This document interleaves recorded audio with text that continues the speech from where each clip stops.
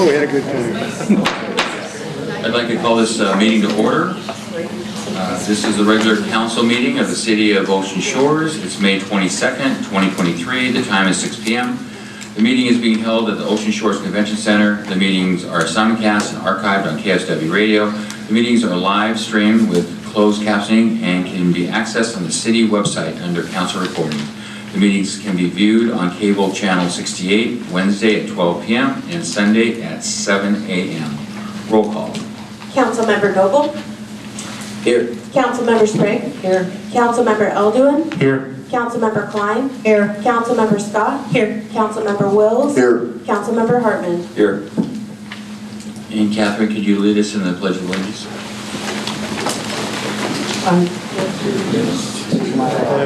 The United States of America, and to the republic for which it stands, one nation, under God, indivisible, with liberty and justice for all.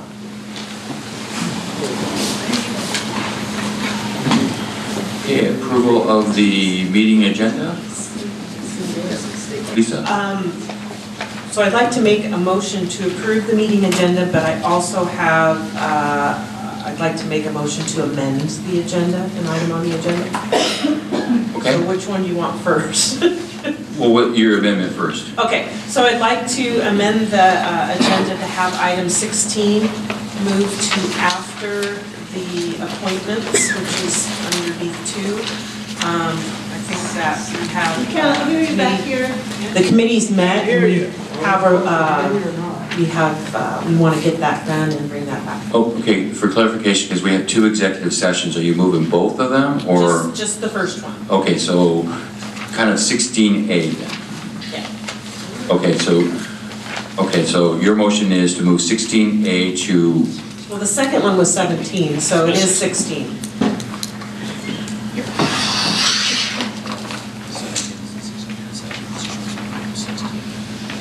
oh, I got it, I'm working on a different piece of paper here. Okay, so, all right, okay, so, and moving to where? To right behind appointments. Okay, all right, do we have a second? Second. Okay, so motion and second, any further discussion? All in favor?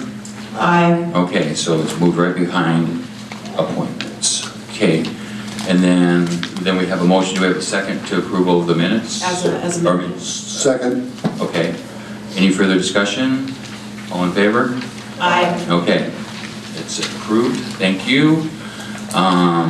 Approval, we have no ceremonies, proclamations, announcements.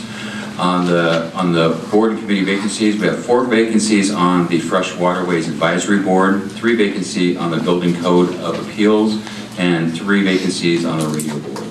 Upcoming board and committee meetings, we have the Planning Commission meeting on May 23rd at 2 p.m., radio at May 23rd at 10:30. I have no appointments, and then we do have some reports. So the first up is Mike Vosnick from Toronto. Point of order. Yeah. Oh, 16. what? 16. We moved the executive session. Oh, after appointments, I'm sorry, moving too quick. Okay, so let me get my, okay, so we're going to be moving into the next order of business, was the executive session, 10 minutes? 5 minutes?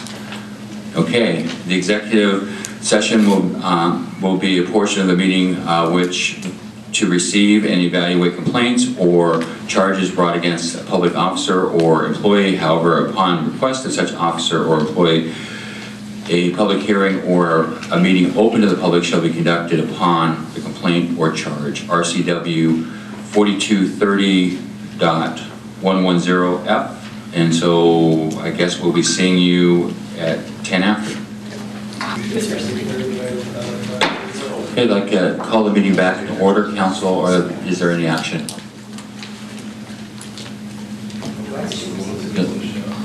There will be action. Okay.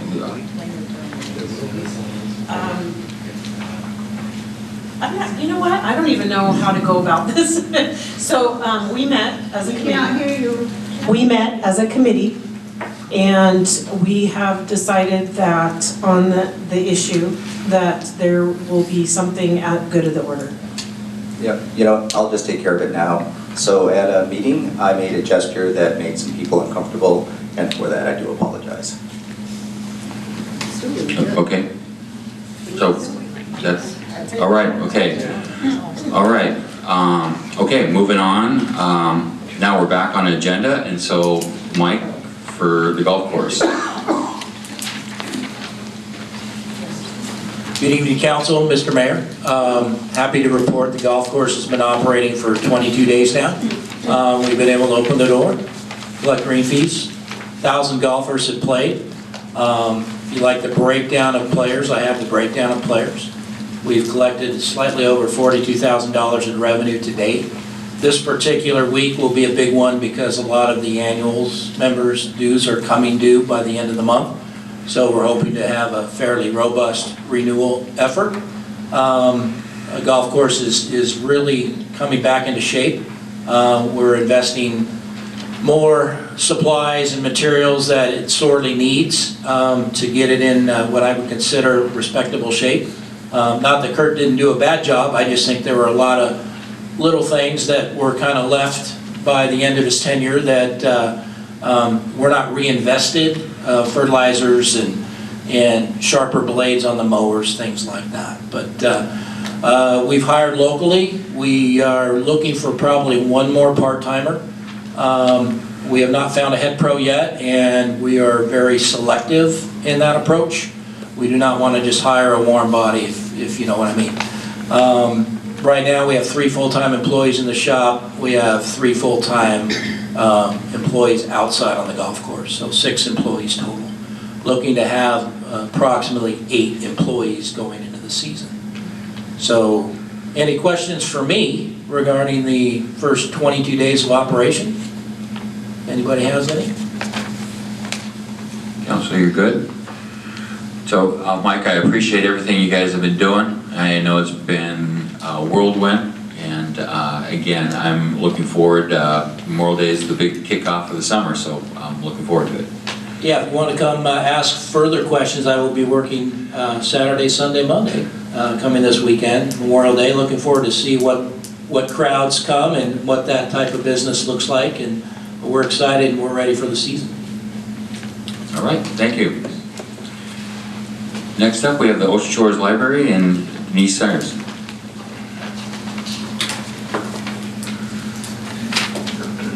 Good evening, Mayor, Council. There's a lot going on at the library.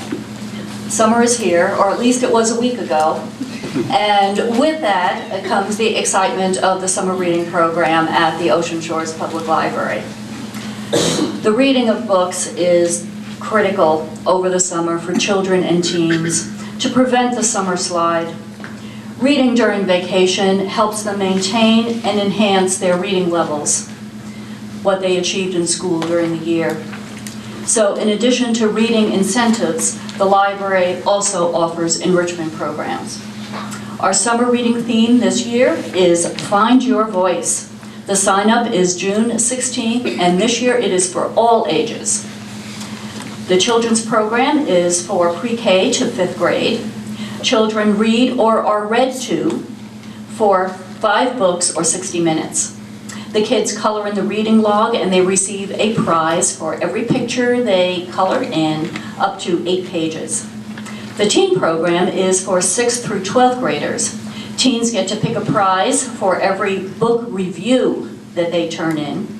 They get 1 entry into the finale prize for every 500 pages read. So yeah, we made it a lot more difficult and challenging for our teens to keep them reading.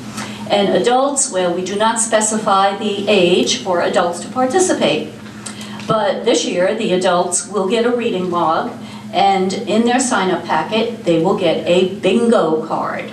And the bingo card will encourage them to read or listen to specific things. A classic author, an author from Washington, and many, many others.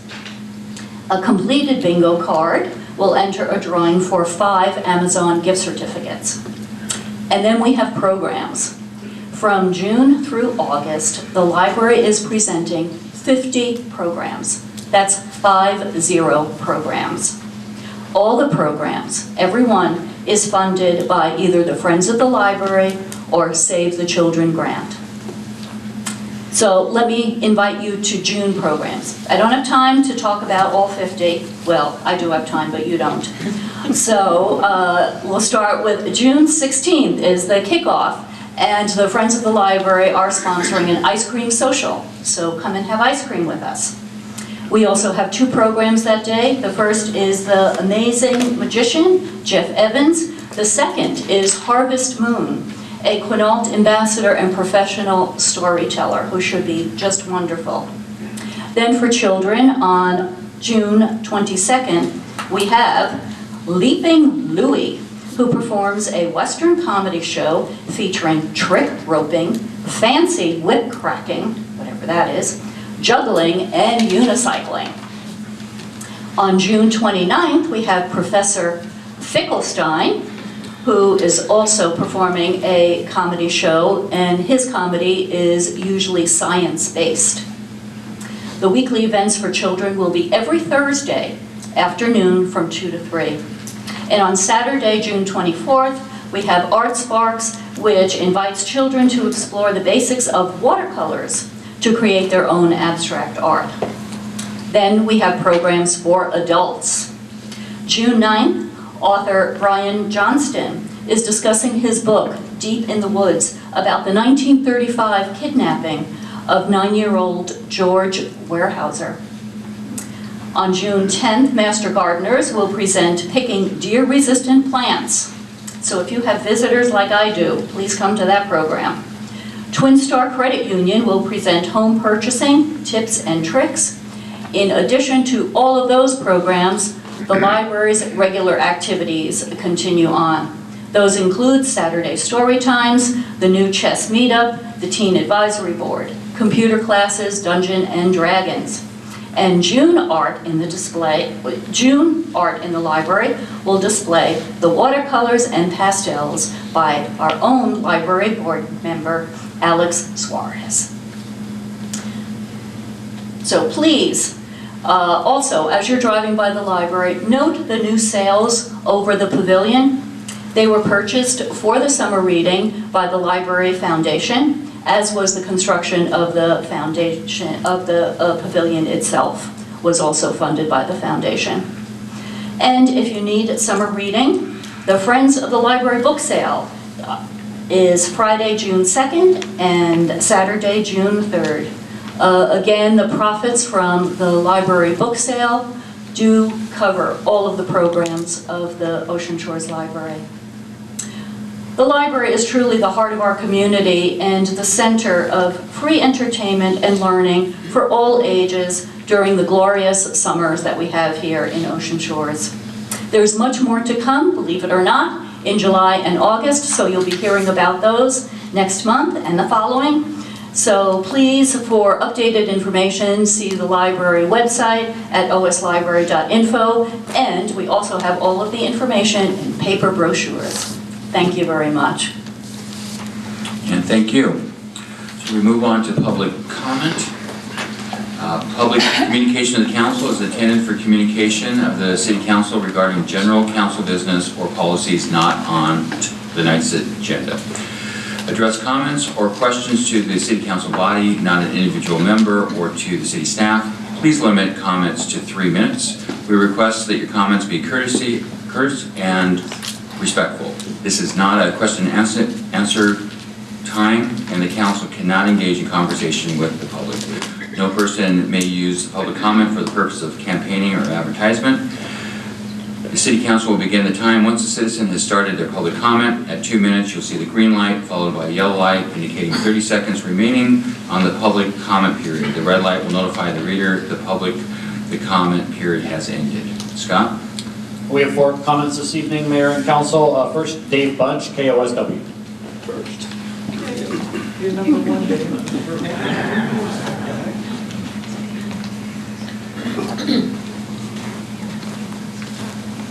Start that again. Not every day I'm number 1. All right. Okay. Ladies and gentlemen of the Ocean Shores City Council and esteemed community members, today I, Dave Bunch, Secretary of the KOSW Radio Board will present a current report on our achievements for April 2023. In 30 days, our 16 volunteer DJs devoted 339 hours to broadcast. Their passion brought old-time radio classics and engaging programs to life, complemented by 344 hours of pre-programmed music. Beyond the studio, we dedicated 31 hours to thought-provoking podcasts and aired 6 hours of city council meetings amplifying community voices. But the impact extended further. Volunteers contributed an additional 295 hours to events like the Clam and Seafood Festival, program preparation, and other vital services. These hours do not reflect board meetings and committees that dedicate numerous hours to refine our offerings or the invaluable guidance provided by the city clerk and individuals in her office. Their wisdom, hard work, and expertise have propelled us forward, enabling substantial and ongoing improvements to our website. Moreover, our station, a 24/7 presence, broadcasted for a total of 720 hours in April. While it's impossible to estimate the exact number of listeners on 91.3 FM, soon to be 88.9 FM, we can proudly say that people from our local area and around the world tuned in for over 7,500 hours via KOSWradio.com, TuneIn, and other streaming platforms, as they are tonight. Monday stood out as the most popular streaming day with over 22 listeners per hour between 1 and 7 p.m. City council meetings attracted even more interest, reaching a peak of 40 listeners. These achievements highlight the dedication of our volunteers, the support of the Ocean Shore City Council, and the power of community radio. In the future, we will inspire, innovate, and make an even greater impact as we amplify deserving voices and stories, expanding our reach and fostering unity. To the Ocean Shore City Council, thank you for your unwavering support. Your belief in community radio has been instrumental in our success. Let us forge ahead, building bridges within our community. And in conclusion, I'm honored to have shared these achievements with you tonight. Serving this remarkable community and our station, KOSW, is a privilege. Together we will reach new heights, leaving an indelible mark on the shores of Ocean Shores and beyond. Thank you for your support, time, and commitment to making a difference. Together we will make waves in the world of community radio. Thank you. Jan Hyatt, a comment on the comments.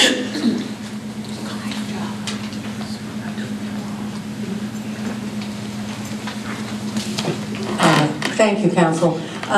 When we have public hearings, there's always comments from the public. And quite often, there's more information provided after the public has their comments made. And I'll give you an example is when we were quite happy and satisfied that the city bought those speedometer testing equipment, those 2 pieces of equipment that you can set down and see how fast you're going. That, I complimented you on buying those. Later on, during the council meeting, we discovered that there's no way to read what they say. We don't have enough people. It's you can speed right past them, and unless someone complains, it's kind of a waste of time. So regarding comments with public hearings, I'd like that we would receive all of the information first, be able to absorb it, and then have our comments made. Quite often this is a little bit above some of our heads, and we do need to listen to every one of you talking about the pros and cons. Thank you. Susan Canary, my 3 minutes.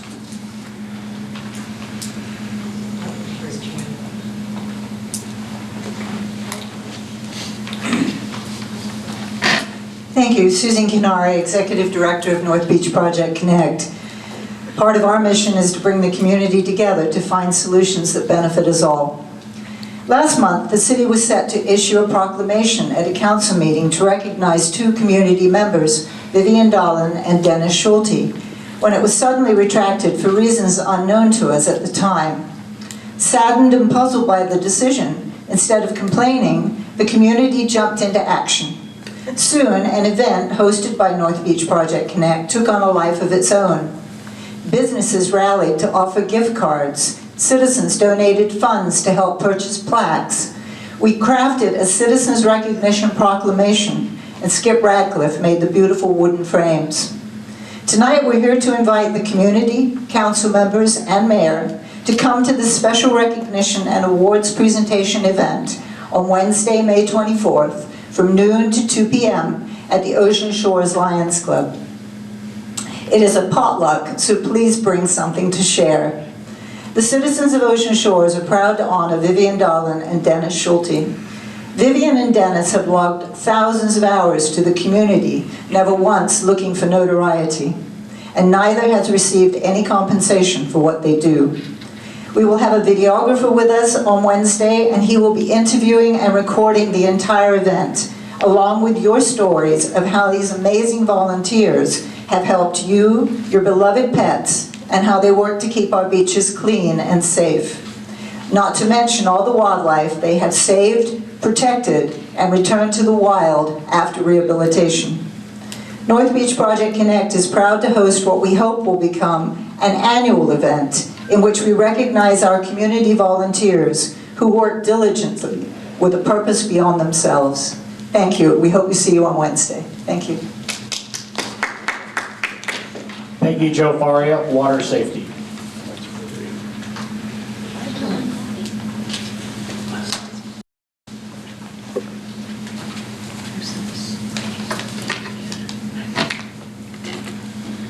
Good evening, Mayor and council members. I am Peggy Jo Faria, and I've been an 11-year member of this community and very aware of the water quality issues that have been going on, so I thank you for that attention to that matter.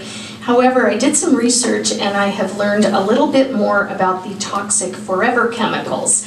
So I am here this evening to request some more immediate attention to this. Basically, the Washington State Department of Health has a data report on their website where you can look it up and get a little more information on the statistical reports where they track the PFAS. So here's where it gets interesting. We may not realize that we all have an unfortunate relationship with pesticides and herbicides, or PFAS, which stands for per and polyfluoroalkyl, and I practiced that all day, substances. It is an umbrella term for a family of thousands of chemicals, about 12,000 at the last count, that are prized for their indestructible and non-stick properties like Teflon. The human-made chemicals are in our blood, our clothing, toiletries, and cosmetics. They have been detected in air, water, soil, sediments, and in rain at levels that would be considered unsafe for drinking water in some countries. They are nearly indestructible. If it is in the water, then it can be in plants that we grow in our gardens and ingest. When water is tested, it should be under 40 PFAS per trillion. Frighteningly, many tests are showing much higher numbers in the thousands. DuPont and 3M are the companies responsible for this nationwide crisis. The FDA, Department of Defense, and EPA have been very aware of this but have done nothing. My husband and I have decided to have a bottled water delivery system brought into our home, but it does cost. It's about $45 a month. It's not 100% protection. That's just for the drinking water. There are residents of Ocean Shores who've installed very expensive filtration systems, which may or may not prevent exposure to these PFAS.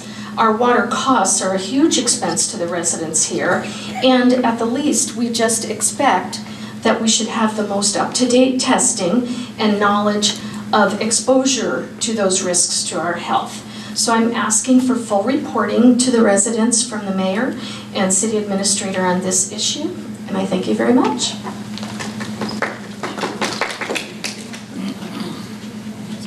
That concludes public comment. Thank you, everybody, for your comments, and we move on to staff report, and Scott. Good evening, Mayor and Council, and listeners and visitors. The first, I will start with the Ocean Shores City Administrator report, is the big news out of the city, the Ocean Shores Fire Department. So the Ocean Shores Fire Department has a new fire chief and a new deputy fire chief. After a lengthy interview process, the City of Ocean Shores and Mayor Martin have selected our own Brian Ritter as our next fire chief for the City of Ocean Shores. Brian comes to the job, obviously with a plethora of local experience here in our city. He started with the city in Ocean Shores in 2004 and has rose up to the ranks to become our chief. So congratulations to Brian Ritter. And in addition, the city has also hired a deputy chief. The city has hired Michael Mandala as Brian's replacement for the position of deputy chief. Michael comes to the city of Ocean Shores after having served as deputy fire chief for the city of Mercer Island and having worked for many years in top positions with the fire department at the Port of Seattle. We look forward to having him, and if I believe my eyes still work, he might be sitting in the back of the room back there. So, all right, and there's actually much more to his credentials than what I've read here. So feel free to talk to him, but we'll post that all. We'll have a more formal ceremony at the next council meeting. But congratulations to the both of them. I think this goes extremely well for our fire department. Other news, Ocean Shores Public Works Street Department, the pending retirement of John Wagner at the end of this month, as the city of Ocean Shores looking for a new street department crew chief at Public Works. Interviews of 5 candidates were conducted last week by the city with assistance from Council Member Catherine Sprigg. The city will be engaging in a second round of interviews and hopes to settle on a finalist in the very nearest future for that position. The Oyhut Ditch is moving forward. The dredging and culvert replacements of the remaining sections of the Oyhut Ditch continue. Today, the city and our project manager met with representatives from the Washington State Department of Transportation, Twin Star Credit Union, and County Commissioner Vicki Rains to go over our plans to permit the remaining sections of the ditch and remove aquatic vegetation and engage in culvert replacements, which will help mitigate flooding and afford vitality to our fresh waterways. And the last thing for tonight is last week the city held meetings with Ocean Shores resident Kathy Baker, who wants to use our Ocean Shores Public Library to host a FLAG, what is called FLAG, a free little art gallery. Flags, as they are nationally known, have really taken off across the nation. The concept is pretty simple. It's make art, leave art, take art. And the process is very similar to what you find in little free libraries around the town. Kathy created a Facebook page to see if there was any community-wide interest and was extremely pleased with the response. After creating a GoFundMe page, she was shocked as the funds rolled in. She got almost $600 in the first 2 days.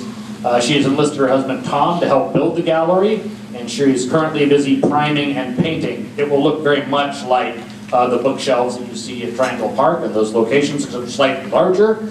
And the city hopes to have the contractual details in place soon that will allow the gallery to open in front of the Ocean Shores Public Library and give Ocean Shores residents a unique opportunity to highlight their own art and for local residents to take it, look at it, and enjoy it. And that concludes the city administrator report tonight. Thank you. Yes. Just had a question. So Brian was an assistant, and now you have a deputy. Is there a difference between a deputy and an assistant? No. It's all the same, right? I just wanted to clarify that. Yeah. It's assistant chief is what I should have said. Assistant chief. Yeah. On the side of the car is assistant chief. Thanks, Scott. Changing titles. Okay. All right. So, Rich, council liaison reports. Mayor. Rich. I attended the Tsunami Roadshow, agenda review, and hospital foundation fundraiser. All right. Richard. So I signed warrants on the 12th and the 19th of May.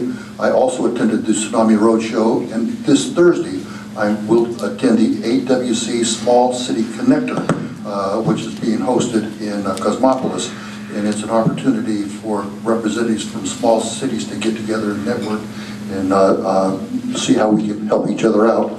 That's all I have. Thank you. Lisa. I have Public Works on Thursday at 3:30. Allison. I attended the Tsunami Roadshow, agenda setting, and the Library Board of Trustees meeting. Frank. I also attended the Tsunami Roadshow, also attended the school board meeting and the Parks Board, so I got a little bit of reporting on the Parks Board meeting here. They were able to save quite a bit of money on the prefab restroom that they got. The chain link fencing came in lower than they thought at $18,000 for the dog park. It'll be a 4-foot-high fence with the rubber coating on it. And this week, they're going to start the last of the goat head treatment out there for the dog park on that. And we're going to be able to use volunteers for the playground and I think also for the skate park equipment. So we'll be able to save some money on that. So the park board has been very mindful of the money that they've been awarded, and so that's very encouraging on that. They've got some restriping to do for pickleball court there at Emerson Park, and also they say that the North Beach basketball court needs some work, so they're going to be looking into that. Now, benches for Chinook Park, they've had a lot of interest for people that want a legacy bench, so you can buy the bench and put your name on it, and there's been a lot of interest in that, so that's a good thing too, to save money. So that's all I have to report. Thanks. Catherine? I attended the Tsunami Roadshow. I also attended the interviews for the Public Works Chief, and I had Council of Governments. Just a couple of highlights from that. We approved the $7.8 million surface transportation program for the county region. Coastal Community Action Program is interested in an EV charging application, interested in funding and going out for that funding. They need a pass-through agency. So might be an opportunity for the city as a pass-through agency to work with them to get the standard EVs chargers. McCleary has a new police officer. They're now at full staff. Elma Grocery Outlet broke ground, and they also have a new police officer. Grace Harbor Transit is now at full staff. The full service has been restored, and their wave routes are back. And that's it. Herb? I have nothing. Okay. Thank you, Council. Mayor's report. First of all, on Brian becoming our fire chief, I think it's great. It's a person that has grown up in the department, and I think any time that we can promote from within is a very positive thing. Mike and Brian both interviewed for the position, so they're the 1 and 2. And when we were going through the interview process, that with everybody that did it, it was very close, that they would have been happy with either. And so I was very happy that I was able to hire both of them and put in the position. And I think both of them will complement one another, and they are both very excited about working together. So I think it's a win for the city, and it's a win for both of them. And the great thing also is about Mike is he lives in the city of Ocean Shores. So I'm very happy about that. As far as if anyone was out and about this weekend, we had Clean Shores 2023. It was a great event. There were 973 Jeeps, and they had like 400 people attend last year. So a huge increase in amount of people there.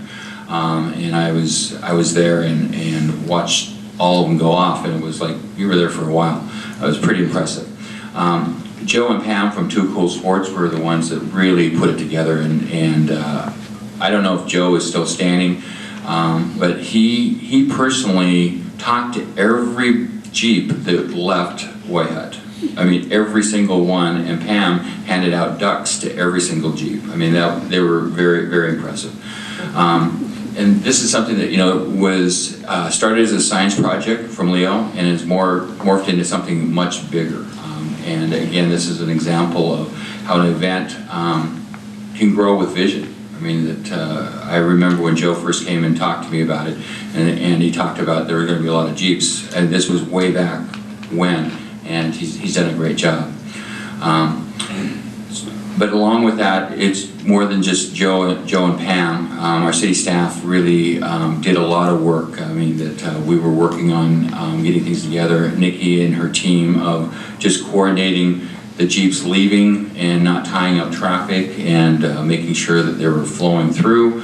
Our fire chief, Brian Ritter, John Wagner, the master of getting the garbage picked up, and George Lee and their teams. So again, it was an entire team to put it there, and I know that they're already scheduled meetings to get ready for next year. But it was a great event, and I think everybody was there. But it kind of leads me into some of the challenges that we have as a city, and it comes with volunteers. I mean, we have a lot of great organizations that run on volunteers, and it's sometimes difficult, to have people to commit to do that volunteer because it takes a lot of work to do that.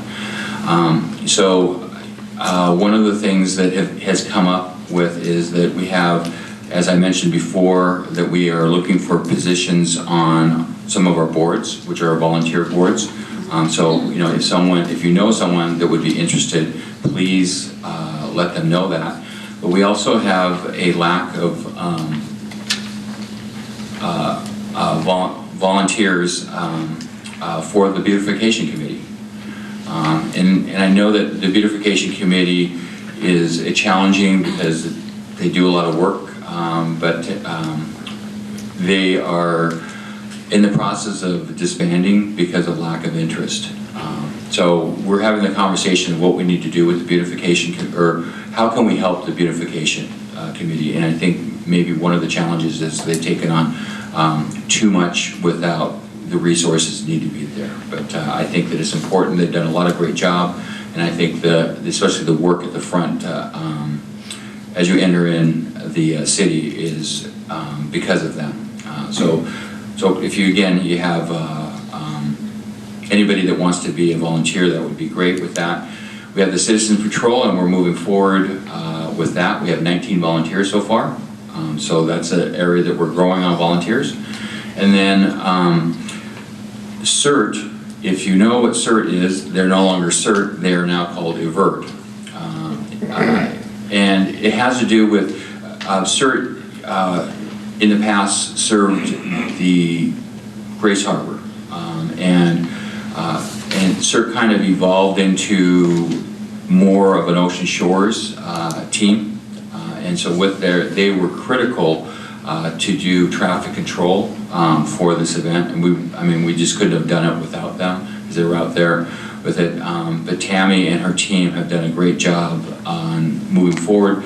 And so Advert has now come under our kind of umbrella with our insurance coverage, and they go through our background screening process instead of going through the county, which is a really positive, in my mind, it's a positive thing because it gives us more influence on what they can do, because instead of going through the county, if we have an emergency, that we can call them out instead of having to call the county to have them call out. And so more that we can work together with that. So again, CERT's done a great job. And then again, I appreciate the volunteers that we have in the city. They work hard. It's a challenge. Almost every nonprofit has challenges of finding volunteers. So there are plenty of opportunities for anyone that wants to be a volunteer in Ocean Shores. And we can put you in touch if you just let us know what that is. So that's all I've got on the mayor's report. We're on to consent agenda. Move to approve the consent agenda. Second. All in favor? Aye. Okay, 7-0. Thank you. And then we're going to be opening to a public hearing. So we'll recess the city council meeting at, it looks like about 6:45. And this public hearing is for the city council of the city of Ocean Shores to receive public comment on the proposed amendment to the 6-year transportation improvement plan 2024-2029. And this will be presented by our project manager, Becky Leach. Becky.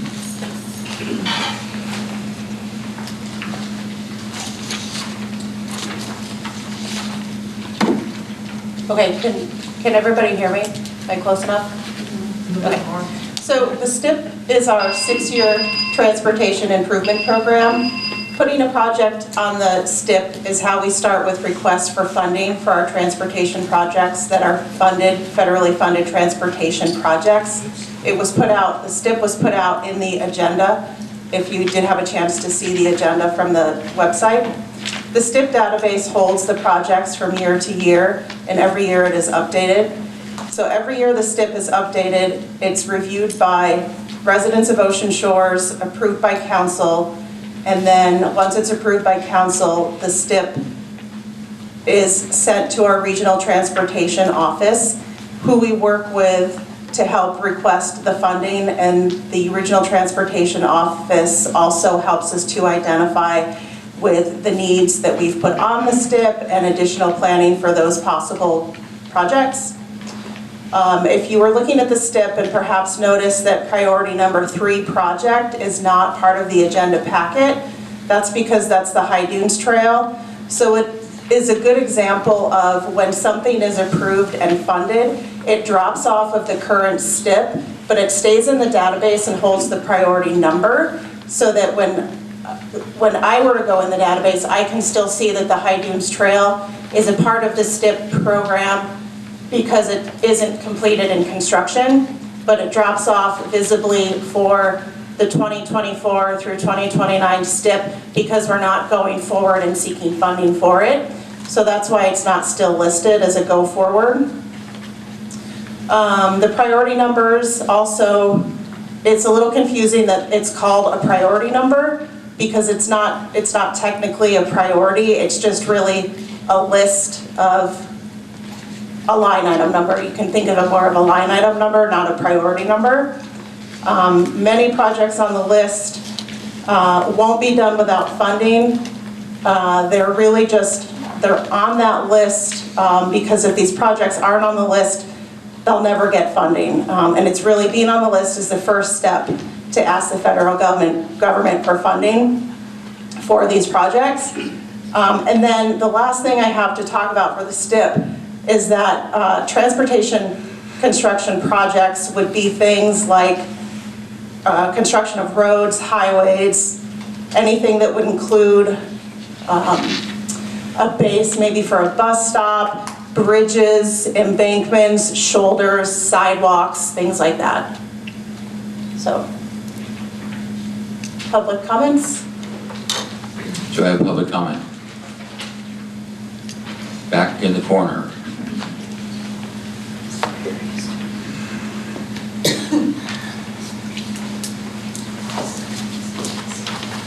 Becky, thank you. It's been a long time since I've been in the audience with the STIP, and I'm not sure of the process that we have. Is this an opportunity for us to suggest items that are not on the STIP to be considered in the future? Can she answer that for me? No. Okay. Then I'll just go ahead and then I'll just say what I have to say, and if it goes somewhere, it goes somewhere. Perfect. Thank you. So the two things that I would like to see, and I would hope that we could get funding for in the future, one of them is something I've championed before, and this is to create a safety zone on Ocean Shores Boulevard and Butterclam. A lot of people use that area to go to the beach approach. That was an area where a lady was hit, her dog was killed. If you're coming from the jetty and you're heading north, it's almost a blind corner when you come up to that intersection. And it would be really nice if there could be a crossing, but more importantly, the people would know that it was coming up. I'm not quite sure how you do it, but a safety zone of some kind. The other one is something that I've also talked about many, many times years ago, and that's putting in a sidewalk from Shell to the North Beach Realty area where it floods very badly, there's no sidewalk, and it's a danger. People could actually slip, fall over the edge and into the ditch. So those are the two things that I hope council will consider in the future. Thank you. Thank you. Any other public? Jane?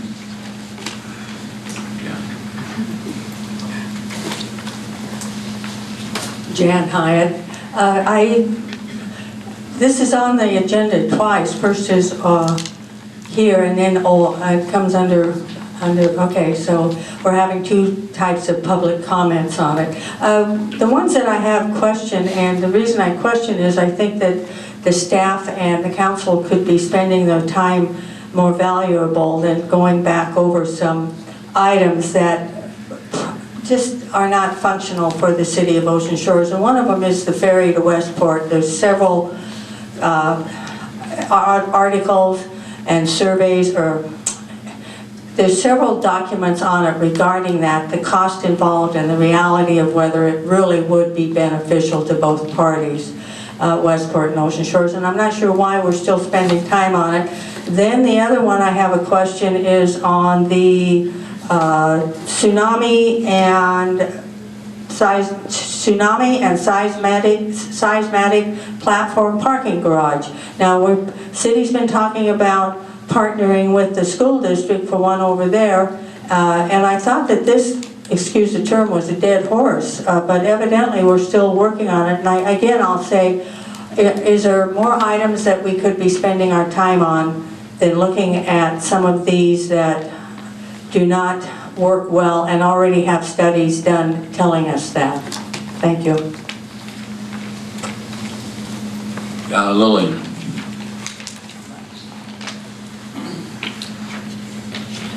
Excuse me, I'm not looking. I know it's not you need help with, though.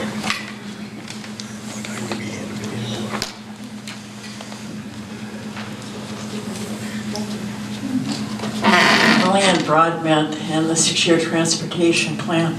This causes confusion. Each year when it comes up, having something listed on the 6-year transportation plan absolutely does not mean that it's being actively worked on. It means that it's on there to allow us to take advantage of funding opportunities.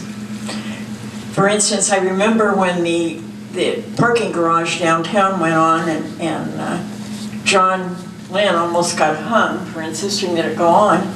But without it, a lot of the follow-on things and money that have come in wouldn't be here. And so I would urge you to follow the general process on this, accept the fact that the priorities are not priorities, as you so nicely explained, but that's really hard for people to get a hold of. It's a lettering system. The priority is wherever we can get free money to proceed with things. And it's pretty much as simple as that. Thank you. Do I have any other, Jane?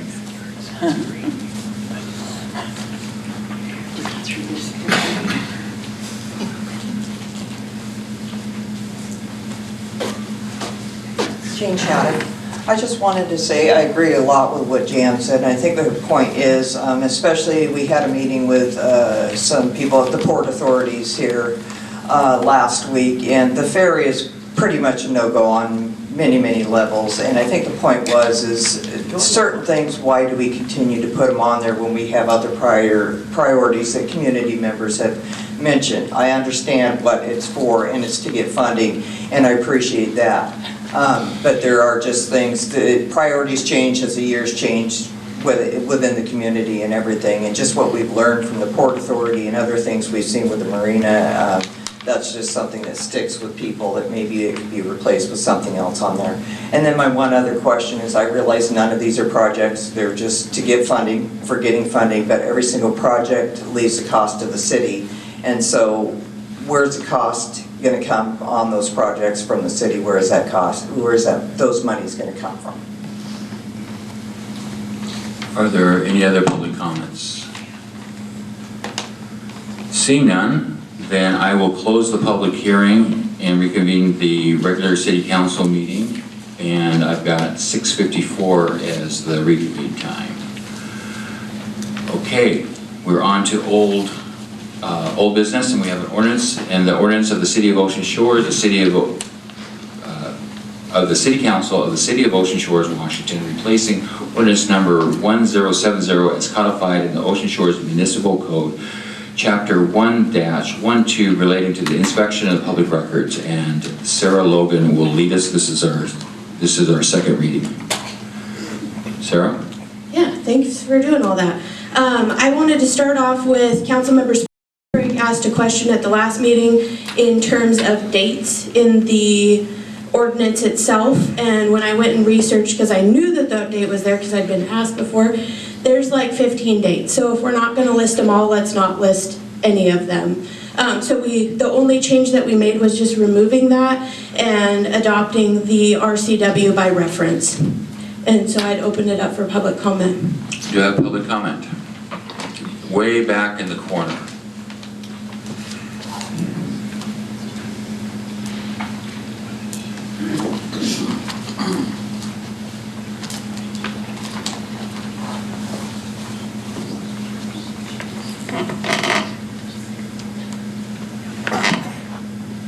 Hello, yes, this is working.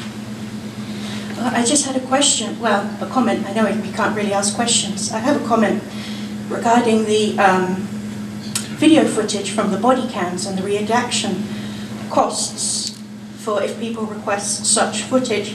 It states that you can charge reasonable costs, and included in that is the wage or the salary for the person doing that, and I wonder where that comes from and why that's considered reasonable when the person is already being paid a salary. This is part of their job.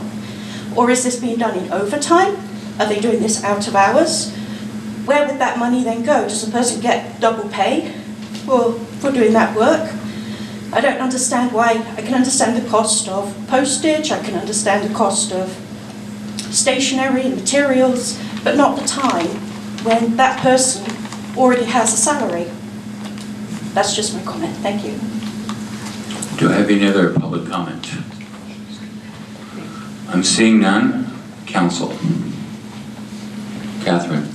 Move to approve an ordinance of the City Council of the City of Ocean Shores, Washington, replacing ordinance number 1070 as codified in OSMC Chapter 1.12 related to inspection of public records. Second. Okay, Richard, second. Do we have any further comment, council? Seeing none, all in favor? Aye. Okay, 7-0, thank you. Thank you. Okay, new council business. And we have a resolution, the City Council of the City of Ocean Shores presenting the revised extended 6-year transportation improvement program for calendar year 2024 and 2029. Before I turn it over to Becky, the items that we have on there, that we are not spending any money on any projects that we're not going after. Now, some of the projects like the ferry would be a good example, is there's nothing that we are working on the city, but if, say, the Grace Harbor Transit and the Westport started to do something, if we didn't have that in the transportation plan and we were to get funding to do some dredging for the marina because of it, we couldn't apply for any grants with that. And so the reason why you have those things as placeholders, same thing with the Tsunami Garage. There's nothing that we are working on in Tsunami Garage, but however, if there was something that we decided to do redevelopment and make a parking garage in there, if we didn't have that in there, we couldn't even apply for any of it. So some of the things are wishful, that will never happen, but we are not spending any resources on any of those projects. But again, the council can always remove anything or add things as they want to be. So with that, I will turn it back over to you, Becky. Yeah, that's correct. As a project manager, I'm not spending any of my time on any of those projects. The High Dunes Trail, definitely, I mean, that's not on here. I'm actively working on that project. The Point Ground Crosswalk is on there. It's funded. I am actively working on that project, but the other things I'm definitely not actively working on. So that being said, I kept my finger on the button. I'm not going to reread everything that I just read, but all of that same information. I have the resolution for you. So a resolution of the City Council of the City of Ocean Shores, Washington, presenting the revised and extended 6-year transportation improvement program for the calendar years 2024 through 2029. The 6-year transportation improvement program is an annual update of proposed transportation projects over the next 6 years. The STIP is statutorily required to be adopted by resolution prior to June 30th, 2023, in accordance with RCW 35.77.010. A public hearing was held on May 22nd, 2023, where public input was sought on the 2024 through 2029 STIP. Staff recommendation and mayor's recommendation is to approve. Do I have public comment? Yes.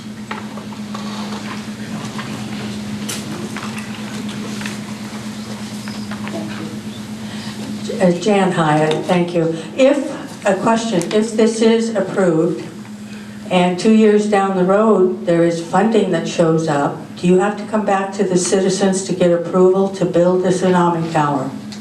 Or anything else? Do you have to come back to get approval? Thank you. Do I have any more public comment? Council? So I do have a couple of questions, and they relate to the bridges. And I'm so glad that Sarah is here, because I'd like to hear what we're doing on attracting funding for our wooden bridges. It would relate to number 2, which is annual bridge repairs, and then number 11, which is Mount Olympus Bridge replacement. With the bipartisan infrastructure law that passed, what's the outlook for grants for these projects? We have to wait until that trickles down from the federal level to the state, and then they open up a funding opportunity. And with it being approved and the STIP moving forward, we will be able to continue to seek funding as it becomes available to us. So isn't it in the Department of Commerce now? Have they just not issued? There has been some bridge notices going out as far as funding availability, but we have not moved forward on that as of yet. It's not due, or there's not an application due at this moment. We just have to get our project manager's feet underneath her, and then we'll be moving forward on some bridge funding. It is a priority, but it's also based on the bridge study that's conducted. I'm not quite sure which one comes first based on that study. Right, well, we know from Rich, and Richard will remember from looking at, and Eric, the comprehensive plan, that those bridges, those wooden bridges are flunking. So, I mean, and they've been flunking for years, so they aren't getting any better. Sure. So we're kind of getting off track of what we're talking about. So, Council, do we have any other questions? Okay, Catherine. I seem to remember, and help me with this, those of you who were on council last year, didn't we take off the reference to, on the East Chance-Almere sidewalk extension, number 22 on this summary sheet, take off the reference to the Chamber of Commerce? That's the little bridge over the Little Oyhut Creek that was mentioned in public comment, but it's not in front of a Chamber of Commerce because we don't have a Chamber of Commerce. We took that off last year, didn't we? We may have, but we can fix that. Okay. That's Their memory's better than mine. I'm pretty sure we did. That's something that we can certainly change, Becky can change within the SIP, I can do if that. that's the council's recommendation. And let me see if it's actually in the STIP or just on line number 22. This sheet is just ours. That's not part of the STIP. That's a whole. No, I understand, and you have to look at a different number to find it because the full reports do not line up. It's 24. No, I'm sorry, it's 22 on this summary sheet. And I think it was 23 on the other ones. And I can work with you on it to show you which one.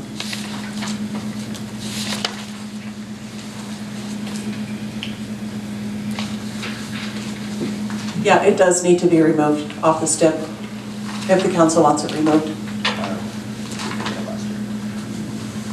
So I would assume that we would just replace it with the address. Yeah. Okay. Good. Yeah, no change, just take off that wording. Right. Are there, council, more questions? Or Richard? I would like to make a motion, and the motion is to pass the resolution of the City Council of the City of Ocean Shores, Washington, presenting the revised and extended 6-year transportation improvement program for the calendar years 2024 through 2029. Second. Further discussion? Seeing none, all in favor? Aye. Okay, 7-0. Thank you, Council. Thank you.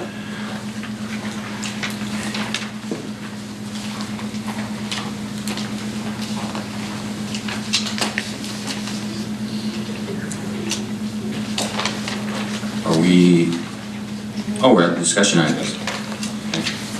Make sure that I didn't mess up my pages. Okay, so we are, first discussion item, and this is more of just bringing to you on, are you Dave? You're David? Okay, they're here. Okay, I didn't realize. Okay, so that'll make my life a lot easier. Okay, so we are going to have a discussion about the Washington State Conservation District and our city's participation of it. So come on up. So this is something that we haven't been involved with. We were talking to other. I was talking to other mayors who thought it was a good idea because we've had 2 recent cities that have involved with it, and I think it is the right thing to move forward, but we thought we would have an expert here to explain to you of what we're actually talking about. Go ahead. Yeah, I'm Mike Norden. I'm the manager of the Grace Harbor Conservation District. Can everybody hear me back there? No. Okay, I'll try to speak loud. It's kind of a funky deal speaking to the back of people who can't hear me, but so thank you. The Grace Harbor Conservation District has been around since 1942 in the current iteration. It actually was created as just the Elma Oakville Conservation District back in 1939. We are a non-regulatory, voluntary, incentive-based entity. We are here to help with anything natural resources. So we are a subdivision of state government. We are a specialized district. And I know you have us down here as the Washington State Conservation District, but we are just the Grace Harbor Conservation District. Myself, I manage both the Pacific Conservation District and the Grace Harbor Conservation District. Districts are locally led, so there's 5 supervisors that are bosses in each one of the CDs. 2 are appointed by the Washington State Conservation Commission and 3 are elected. So, and I'm going to leave time at the end here to answer some questions, and David's going to somewhere here back me up on some information after me. So we, under RCW 8908, we can essentially take money from anywhere, private, state, federal, NGO, and we can apply it to any natural resource concern that our board has on our 5-year long-range plan. But however, on that 5-year long-range plan, we pretty much go under something we call SWAPA HE, which is soil, water, air, plant, animal, human, and energy. It pretty much covers everything under natural resources. So we have a lot of latitude of where we can work. We love puzzles and problems, and we're sitting there, and it might look like we're snickering in the back, but we're hearing some of you guys' issues that we would love to help with. The problem is that for years, when I became manager in 2012, and I was under the assumption that the Ocean Shores was in the district boundary. I recently found out through Washington State that you were not. So we're trying to rectify that. We're trying to rectify that with a number of cities. And what we do is we go out, we get money, we listen to landowners, whether it be the city or landowners in the crowd, and we try to help with those resource concerns. So, boy, just drew a blank here.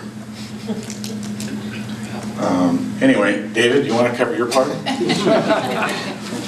Oh, yeah, go ahead. Try to salvage this. I'm David Marcel, the Assistant District Manager. I tried to write some things down because this was a unique request to be annexed into a city. Like you said here, Mayor, you've heard from some other mayors, the Conservation District game has come to town. I don't know what Sarah makes, but she deserves a raise. I've never had someone quite as quick respond to me and get us here. It took Aberdeen 6 months of meetings for them to finally opt in, and so to be here the same month is awesome. Thank you, Sarah. So Mike covered it: soil, water, air, plants, animals, humans, energy. I'll just talk about what that looks like on the ground, right? So we're 100% grant funded. So how do we get paid, right? Well, we do good projects and we write the grants, we take the overhead, and we're not bashful to say that that's how we operate our $3 million, salary benefits line item every year. But things I'm hearing like electrical vehicle charging stations, how do we find money for that? Well, Department of Ecology Air Quality Program grant, right? Volkswagen gave Ecology a bunch of money for polluting wrong, and there's grants out there for you if you're on a Washington highway to write a grant to get EV charging stations. That's one example. We're helping Hoquiam and Aberdeen, who just annexed us in with all those private parcels along the North Shore levee, so we'll be providing all that match, right? We basically act as a natural resource department for a lot of small rural communities that cannot afford that or don't have the time to pursue grants, because grants are free money, but it's not free to go pursue grants. We're very good at that, like I said. So we have an office up at Sassa Business Park in Grace Harbor. Me and Mike co-manage together Pacific and Grace Conservation District. So we just recently got Ilwaco and South Bend in. That concludes 100% of that county. And then we're trying to do the same here because bottom line is anyone within a city boundary that has not opted into the district boundary, you can't call us and get a free site visit or to have us pursue a grant for you. That's the hiccup, right? So people in Wishkah River on Kirk Cobain Park that's eroding in, there's nothing I can do about it until they opted into the boundary. It's very much so voluntary, not just with the landowners, but with the municipalities that decide to opt in to our boundary and work with us. So we're here to make the pitch tonight that all we are going to do from day one is start taking requests, whether it's municipal, private, citizens, whatever they have.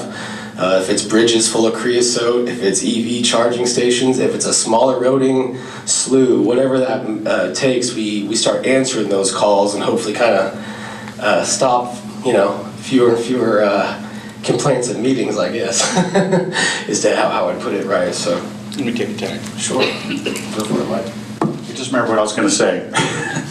So one of the things that also about having the city and the boundary that is, the district, like I said, is locally led. 3 are elected, 2 are appointed. Right now, with the city not being the boundary, citizens cannot either run for office, nor can they vote in our elections. So right now, besides having the lack of opportunity for our services, but also they cannot participate in some of, they're not part of the boundary, so they cannot be part of that election process. So that is that's up to you guys on a disservice or service or there. The reason why cities typically have not been in the past is that traditionally, talking 50 years ago, conservation districts were pretty much seen as an ag entity, forestry ag. But as you notice, probably, more concerns coming around natural resource issues in the cities and permitting requirements and such like that. We are not regulatory, so often entities or landowners will turn to us once they've been asked by one of these regulatory entities to do something. We can come in and help with those type of issues.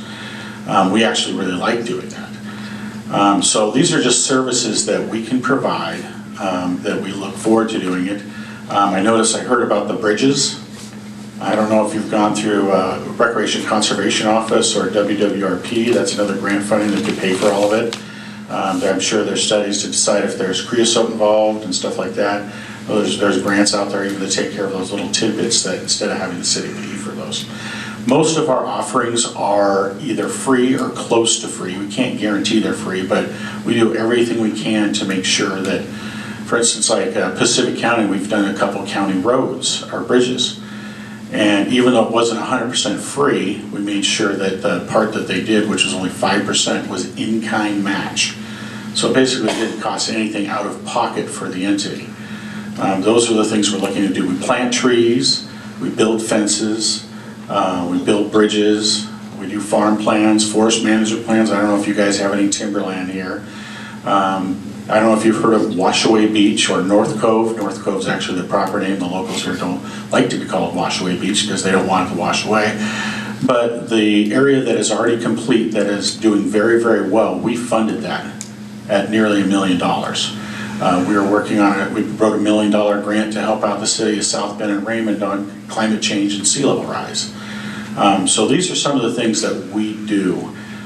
They don't happen overnight. There's things that go along, and we go to work, and we don't make any promises, but right now we're completing about 200 to 250 projects a year. We have a staff of currently 23, but we're hiring 2 more project managers. We have specialists in forestry, farm, fish, water.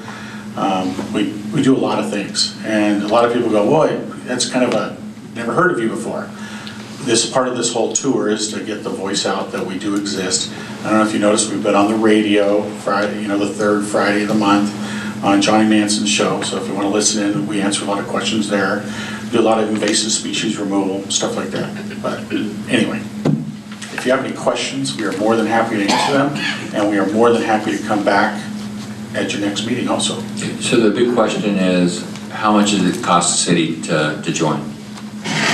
It's a one-pager. It's a petition for inclusion, which is in theory free, and there's a $5 check we're mandated to send to Secretary of State just to make it official, and we'll cover, yeah, it's Mike's famous line, we'll cover the $5. So we'll do that, and just on the outreach stuff, I feel bad our outreach guy's not here, but Facebook, Instagram, even TikTok, YouTube, we're on all that stuff, and we have a lot of documentaries and projects, one of which is looking to get on Amazon Prime, so that was our project up on the Hoquiam. So don't just hear it from us, please Google it, find us out that way, and like Mike said, we're on 94.7 every month, and we accept calls on the radio, so.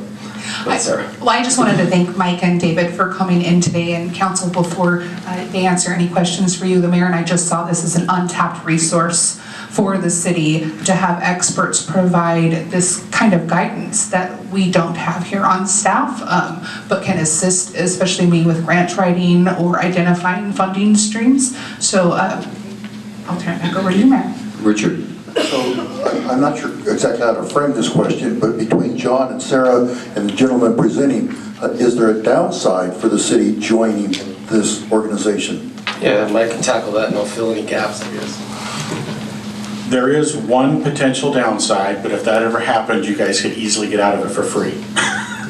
And that's if your county commissioners ever decided to do a rates and charges, a per parcel fee, then each landowner, it's kind of like a $5 fee or a $3 fee or a $12 fee or something like that to pay for the conservation district to do its work. The conservation would take that funding and put it to work out around the county. However, if you as the council decided you didn't want to be part of that, for a $5 fee, you can opt out of the district boundary. It's that simple. And ultimately, that is the only downside. If you want to consider that. If you wanted to consider that a downside. But the thing is that it's not going to cost you anything. Anytime there is any money involved, it'd be up front in a contract, you'd know it, and we'd tell basically what we're going to do in this, and then you guys would have your requirement. You guys can weigh that at any city council meeting. There's sometimes technical assistance. That's something we provide all the time. That's for free. Farm plans for free. So if you have any farm in the area, in the city limits, we can go to that landowner and do a farm plan. Up down to as small as 1 acre. We can do forest management plans down to as small as 20 acres. And those are all for free. Those are services we provide for free. We can come out to a landowner's property and give them some consultation about what's best to deal with something, whether it be invasive species, water management. And then if it is kind of a flooding issue, we can talk about maybe getting some engineering and do some work around bioswales or something like that. It just depends on what the situation is. No property is the same, two are like, so it just depends on what's needed there. Rich? So I want to just ask a scenario. We have a resident that's of nominal means, and she has an issue with erosion and doesn't have any knowledge of what to do, but she's watching the shoreline come closer and closer to her house. Yeah. Give me that scenario. That's a typical, what we call a technical assistance request. So what we would do is, like I say, we're the library for free natural resource consulting. You check out a consultant for free by calling us. We'll come out and do a free site visit to see if there really is a natural resource concern, which is what she, in this scenario, thinks there is, and we'll verify that. If so, we'll offer 1 or 2 funding scenarios. We can do a cost share scenario, which cost share is easier to come by, admittedly sometimes. But if they're nominal means, we do a district implemented project. That means any materials for that project we put on our credit card, and we hire our restoration crew to implement the BMPs, an in-house crew that we don't have to contract for or do a procurement process for. So in theory, the turnaround would be extremely fast. Right now, for projects of that type, the Conservation Commission is offering funding that in this with the last supplemental budget, we were able to be awarded for weekly, not monthly, not annually, like ecology or some other kind of grants maybe y'all are used to. So it's just a matter of working with the urgency of that, right? If there's a little bit of erosion, that's one grant path. If there's a septic system hanging out, it's called DOH and get something more urgent going with our support. But there's really not a lot of scenarios where funding becomes an obstacle. So follow-up, so all the way down to a SEPA checklist, you folks would be in the middle of that with her? 100%, and that's part of our permit packaging process, and I think Mike mentioned ag, right? Like these are all through the context of making sure SEPA is sound, making sure Growth Management Act is in compliance with and everything we do. Shoreline Master Plan, comprehensive plans, we are usually a seat at the county tables for those plans and their updates. So I appreciate the question because that's a big thing. You know, I'm from Pend Oreille County and no one has any money, much like Grace Harbor or Pacific. And so cost share, I don't care a lot of the times if it's $300 they owe or it's $3 million, they can't pay it. And so that's why we've really worked hard to push our commission in the state to allow for a DIP, or again, district implemented project. So. Or we go find another grant to cover that extra expense to put two together. Right. Yeah, it's we take a lot of pride in getting it done. That's the equity I look for a lot of the time, is the economic side of that, you know, to make things happen. Catherine. So to clarify, I want to go to the financials. So almost everything we do has we pay for the privilege of being part of the Council of Governments. You're saying that the city itself does not pay That's right. anything except this $5 fee. Yeah, unlike other districts you've heard of, a library district, a fire district, right? Those are things that are, you know, taxing authorities for a local district boundary problem that they solve. There are conservation districts that have a rates and charges. That's what, again, where their commissioners and constituents voted in. Here we don't have that whatsoever. We're 100% grant funded, but I will say this. We compete for grant funding that's eligible to any other district in the state or any other eligible entity like us in the state. So we compete for grants, right? We don't get anything from anybody, frankly, which is kind of why we're on the up and up. We haven't had to rely on anyone, and when times are tough, we're still there. When times are good, we're still average. So I take pride in that. So then the second part of my question is, do you have financial statements that the council could look at to see where your money comes from, where it's going? Yeah, sure. We have, what you're spending, what you're Yeah, we're open. We're part of we're part of Open Public Meetings Act, Public Records Act, and we have a perfect record at the State Conservation Commission with our audits year after year since the district started. So back in the 40s. So can you send those to the city, maybe the city clerk, that can be distributed? Well, statements is pretty broad, so you'd have to be more specific. Well, I want to see how you're spending your money. Sure. So. Because you've got a lot of money coming in. Yep. And so just real quick, any of our past audits are with the Washington State Auditor's Office and they're public. So, you know, we get it audited, each one of the districts gets audited every 3 years. If you want something that's sooner than that, we can do that too. We have our budgets, but something to understand, and I'm not trying to be difficult here at all, we are a reimbursement-based operation. So it might be, and we take money from, I don't know, I'm guessing off the top of my head, almost nearly 40 different places. So it can be confusing. We could show it to you, but it's probably going to take us sitting down and actually explaining it to you at the same time, which we don't mind doing. But because we're only grant funded, we have to try and script and pull from anywhere all the time. So we have grants that are like even as low as $5,000, and then we have grants that are over $1 million. To put an example of when all the cranberry growers, out of the two counties. At one point in time, a couple of years ago, about 7 years ago, they were going to be shut down because the Department of Ecology wanted them to have a redundancy valve in their chemigation units for every, so like one grower might have 4 chemigation units. It's about $5,000 a piece to upgrade those. A lot of growers, they run very lean on their expenses. They can't afford just $20,000 all of a sudden. We came in there, we got grants, and we've helped out. We put nearly $700,000 worth of aid, over $5,000 a pop for every single cranberry grower. So yes, I can get you all the numbers and everything like that, but it might be a little confusing for even county commissioners and counties. When we bring our funding to our budgets to them, they're a bit confused because it's more complex than even what they're used to, because they're used to a tax base and having money going out and having some grants. Like Pacific County, they use us now. They want to just put money in our hands now because we've done such a good job. But I'd be more than happy to do that. But I need to set up a meeting to do it. So I think a summary would be sufficient. We need to know where the money comes from and where it goes. Sure. But what does the city give up by joining? Nothing. Okay. Nothing. So control over planning, permitting, processing, any of that? We have to.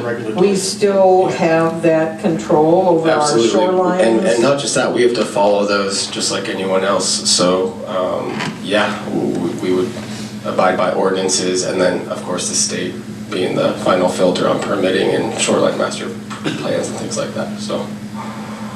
Okay, Lisa? Yeah, I just wanted to add that, no, that's not something the city would give control of at all. They're gonna help the homeowners fill out those applications that the city needs to process. Well, yeah, I mean, there's that. I'll just say I do the budgets for the district, right? So I'll tell you exactly what you're going to see. You're going to see, it for Grace Harbor specifically, a $1.2 million salary and benefits expenditure plus our office that we pay for. And then you're going to see $10 to $12 million in other grants that we use to pay that. And the remaining $9 to $8 million is what we put on the ground here. The average private citizen, when they cost share or do a project with us, now it's an average, the high ones will push it up, but it's like $25,000 to $30,000, which is why some very conservative rural eastern Washington counties happily join the tax base, pay $10 a year to get a $30,000 fence put in after a fire, for example. I don't see that happening in Grace Harbor anytime soon with the makeup of things, or Pacific, but like I said, and I was upfront with you guys, we're gonna pencil in our costs into those grants, but it's gonna end up here at the city, so, yeah. But I appreciate the questions. I always want hardball questions, because it's a good exercise and a good audit. So. Do I have anybody besides Richard?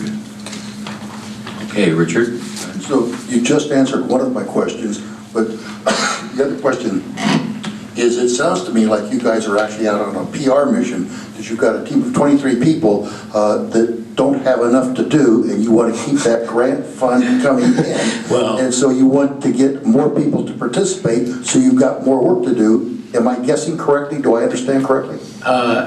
No, and I say that only because Pacific, we have 117 signups we cannot currently get to, Grace Harbor 87. So you might be saying, well, why do you want more? It's because we're breaking into the H and the E portion of our mission, the humans, the energy, right? So we have an outreach team now. They just did a bunch of events at your Coastal Interpretive Center.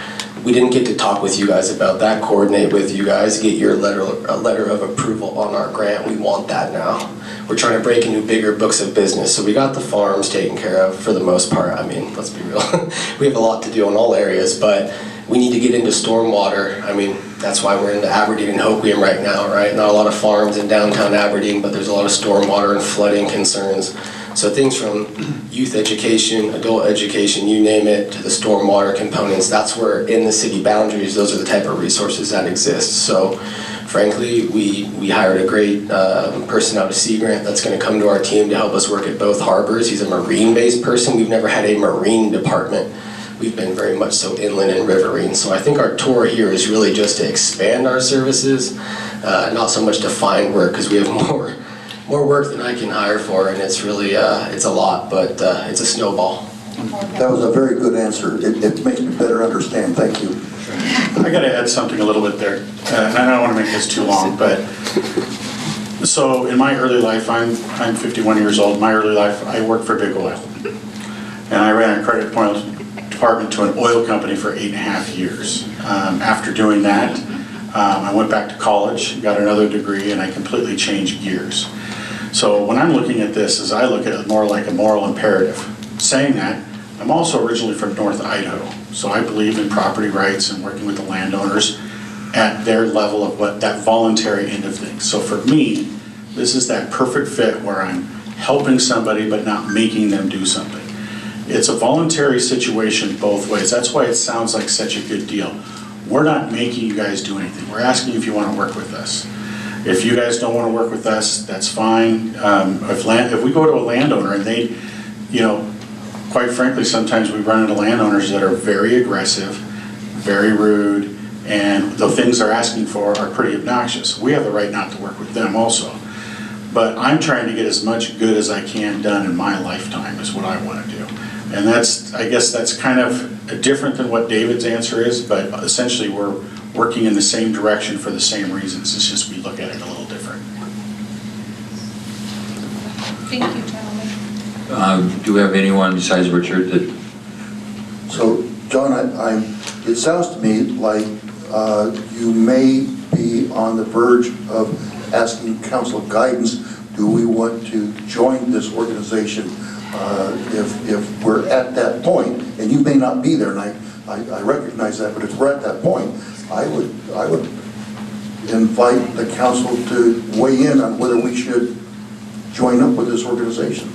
Well, what I would like is a direction from the council if to bring it back to the next council meeting for a discussion about joining. Yes. Okay. Yes. Okay, general thumbs up. Okay, so we will bring back, we'll have more discussion, we'll work on getting the financial piece so you can see it, and we'll present it at the next council meeting. Thank you for coming all the way out here. Thank you for your time, and if any of you as a group or individually want to call us, go on our Facebook page, email us, ask questions, feel free. Yeah, we're totally open on that. And we will get you something. Okay. What is the URL?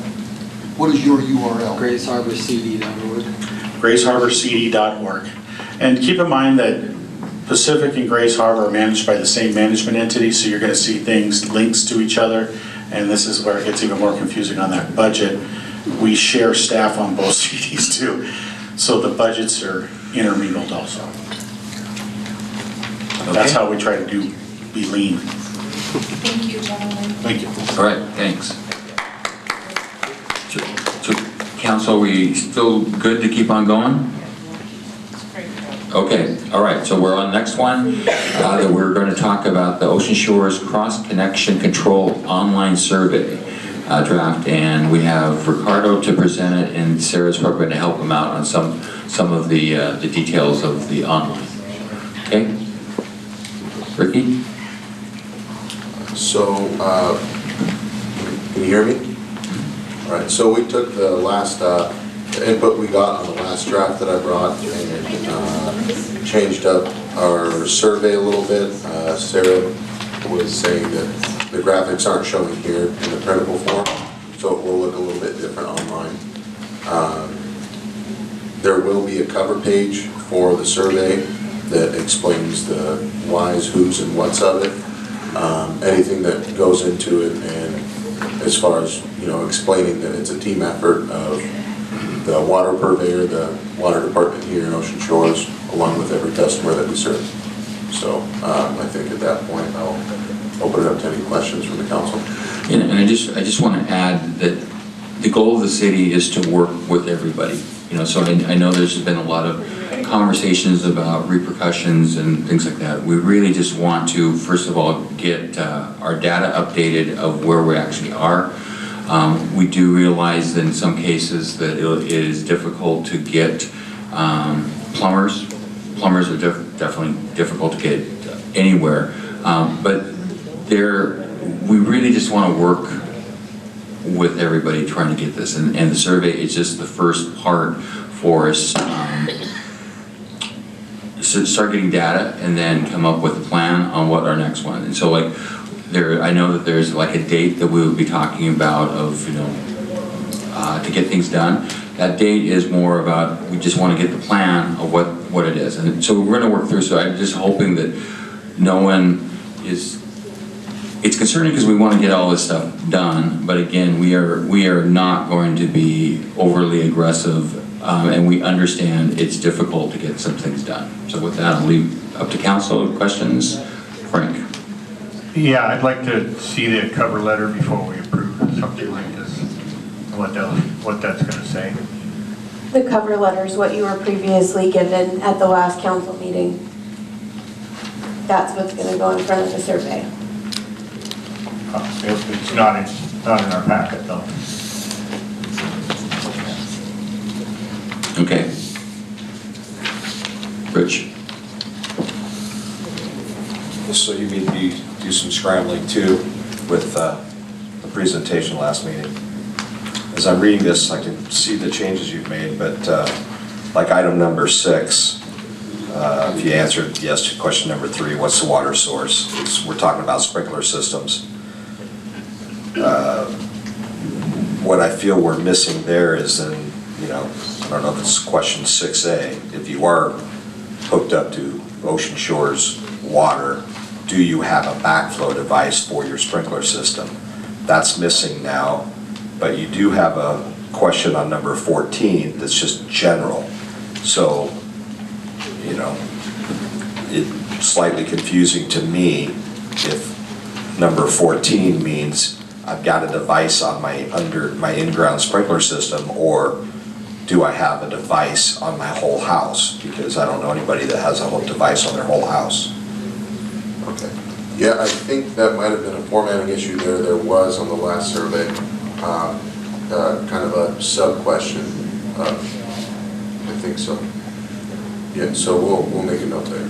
So 6A, if you answered yes to Ocean Shores Water Department, do you have a backflow device on your sprinkler? I mean, that's all you need to say. But I don't know if 14 would be appropriate for a homeowner. Am I wrong that no house gets built with one? There is some instances of the newer the overnight rentals that will have a backflow assembly in place, either on the fire suppression system or serving as premise isolation if it's over a certain elevation. Catherine? So, I interpreted question number 6 a little differently than you did, Rich. I thought that maybe the question number 6 really perhaps refers to question number 3, which is, excuse me, is this service for a residence, business, or both? So I guess it's confusing, and it's going to be confusing to the citizens what exactly question that's referring to. Can't hear you back here. Yeah, you're right. I agree. I misread that too. I just assumed it was asking about number 5, but you're right, it says number 3. But 3 isn't a yes/no question. Right. Right, so that's for instances of people running, what might have started out as a hobby that turned into a business running out of their home. That brings into a factor of whether or not they might have chemical addition inside their residence that they're using for a certain process in their business. I think what we're saying is that the question 6 says, if you answered yes to question number 3, what is the water source? And it should be 5. Yeah. I think that's the question. Frank? I guess I'm going to ask Rick, what do you guys have planned for all the I don't know boxes that are going to be checked on this? So the hope for this is to export everything into an Excel sheet and tackle it with anything with an I don't know.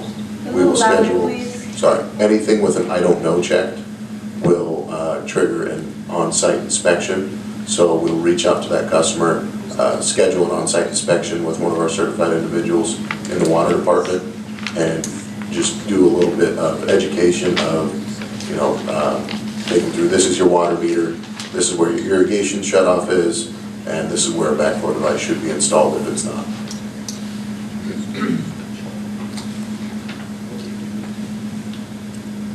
So, Catherine? so that means that the water department, somebody from the water department is going to help people figure all of this out. Is this going to be online? Yes, it'll be online when people go to log in to pay their bills. What if they don't pay their bills that It'll be way? on the city website, and as well as at the library, and then inserted to anyone who gets paper bill mailed out of town. Okay. With presumably a link to be able to go to the online, you can have something in the paper bill, because I get a paper bill and I live in town. But, so go to this site and you can fill out this survey online, and that way it populates your Excel spreadsheet and saves you a whale of a lot of time. Yeah, preferably. Are you gonna have enough people to be able to go to, you're gonna be going to every house in the city? So, You're gonna be going to practically every house in the city. I'll bet you nobody knows what a backflow preventer is. yep, so that's the biggest part about this is public education. I know just today I did, I think it was 7 on-site inspections and walking the property owner around, and I guess most of it in today's case was property manager, and just educating where their backflow devices are, and one that maybe hasn't even been known about in the last 2 years. So that's the big part about it is just public education. Frank? So the first one that we've seen here on the survey had some really harsh language in it. Talked about disconnecting services and stuff. So my question is, you don't fill this out, what's the city going to be prepared to do? So if the survey isn't filled out, the first step is to double check and make sure that they got the survey. And if the survey is refused, then we'll try to schedule an on-site inspection. And if there's still refusal, then we have no choice but to install the highest protection, because we have no clue what's on the other side of their water meter. So at that point, we will install a maximum protection at the point of service, and then that will reflect on the utility bill. I guess my question is that legal to do? But yes. I'm sure you checked that out. And it's in our code. But again, our process is to educate and work through, and it may take us some time to do that, but we're already working on the education process of it. Richard? So I have a kind of where the rubber meets the road kind of question, a little bit off of the survey. I think that what you've got so far in this discussion is going to create a better survey. But ultimately, I live in a one-story house. I and several other people live in a one-story house with no commercial enterprise. Is the ultimate goal that every resident should have one of these cross-control devices? Is that our down the road, our long-range goal? So really with I'd say a good 80% of buildings in town, there's no concern with cross-connection. But the few that we don't get by rolling out this survey could potentially pose a threat. And so the goal with this survey is to just make sure that any changes down the road are protected against if that leads to any sort of potential cross-contamination. So to reframe that, your goal, the city's goal right now is just to identify any structure in the city that should have a cross-control connector. A backflow prevention. Backflow prevention. So you just want to, right now, just identify, and then you could say, these people have met the requirement, these people need to install the requirement. I'm asking. Yeah. Thank you. Now I understand. Thank you. Yes, Frank. So I know you sent out letters to commercial properties in town and such, and I'm asking how has that been received, and is that going well? So far it's going, I guess, pretty good. We've had a lot that have received the knowledge and have either already, most of them were already testing their devices. They just didn't have anywhere to send them. So what we've done now in creating that letter is we worked with City IT to create a new email to streamline the process so they know where to send them. They have the water department's address instead of maybe sending them to the PO box and it doesn't get where it's supposed to go. And then another big part of that is obviously through COVID, there's been a lot of changes. New management in town, hotels, property management, I mean, you name it, it's probably changed in the last 3 years. So a big part of that is just getting those people educated as well. So what we as a city will do is that we've taken your recommendations, we will build it out. Before we go live, we will show it so you guys can take a look and see if everything matches up. We will get a revised copy of the first page, the letter, to make sure the tone is right, that the council wants. And again, it's more collecting data, educating for us to move forward with it is the vision that we're working on. So that'll be our next step. We won't go live until we come back with the comments that you guys have made. Okay, anything else before we move on? Yes. So if my house was inspected in 1980 or whatever, and it doesn't have some of the items that you mentioned in your survey, the outside spigots in particular, so where's that going to fall on the homeowner? So in our cross-connection control program, we reference ordinance 1306-100, which states it's the customer's responsibility for backflow prevention. And our cross-connection control program applies to all new and existing buildings in town or services. So we're more than willing to work with anyone on working towards this protection. What I've done with a few people is handed them a form along with our device required notification, and that form is a corrective plan of action where we can agree on a date to meet this goal and schedule steps in between that to check up on where we are for that goal, just because I know budget is a big concern. You're going to have money available to help people out? There's going to be people that probably can't afford to have a plumber come out and change 4 or 5 outside spigots or whatever they have on their home. Yeah, we are working towards that or looking for our options there, but as of right now, no. Rich? So, question, you just talked about, Frank, changing a whole spigot. Isn't it just a screw-on apparatus that's minimal? That depends on the existing plumbing in the house. If it's an older house that uses copper tubes, then you'll probably need a plumber that knows how to solder on a joint for a hose spigot. Well, so what I'm saying is I've got a hose bit, and you've got, one of the questions is asking about, it's not called a backflow, it's called something else. Atmospheric vacuum breaker. Right, isn't that just a screw-on apparatus you buy at Ace? So those are built into the hose bibs. A lot of older hose bibs do not have them. But can't you buy one at Ace, the little small thing that you screw onto the faucet? There's nowhere to put it on. It doesn't just screw on? No, it doesn't just screw onto the hose bibs there. They're built into the hose bibs. To my knowledge, there's none that just screw onto those hose bibs as an adapter. Okay. For some reason, I thought I saw one at Ace, so apologies. Catherine? Are we inspecting for these things in our new builds? Yes, we are.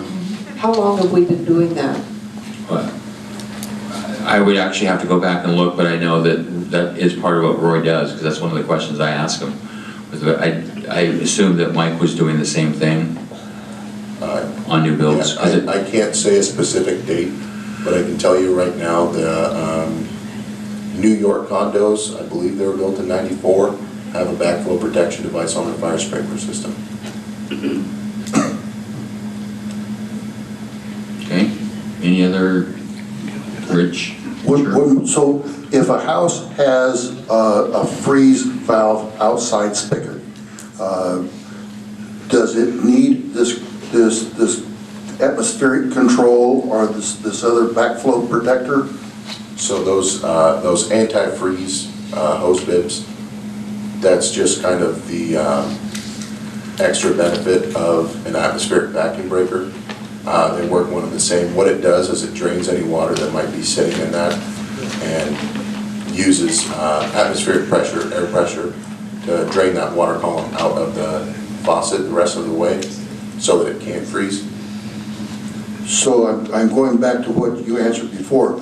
You're expecting that probably 80% of the dwelling structures in this city probably don't actually need to do anything, regardless of whether they have a cross-connection device or the atmospheric anti-suction device, that they're one level. And I'm trying to go to where I think Frank was perhaps going, and that is, what's it going to cost the average homeowner in Ocean Shores to come into compliance with what we need to have in compliance?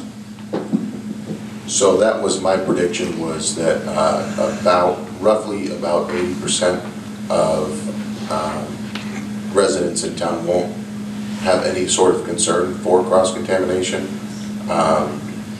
Like just driving around doing these on-site surveys, I do keep an eye out for any houses that might need like an extra hose bib outside, or a new hose bib outside that does have that preventer built in. The big concern with those is, if you're at a horse barn where they use a hose to fill up a trough, if they're leaving the hose inside the trough or inside a swimming pool in the backyard, that's when it becomes a back siphon hazard.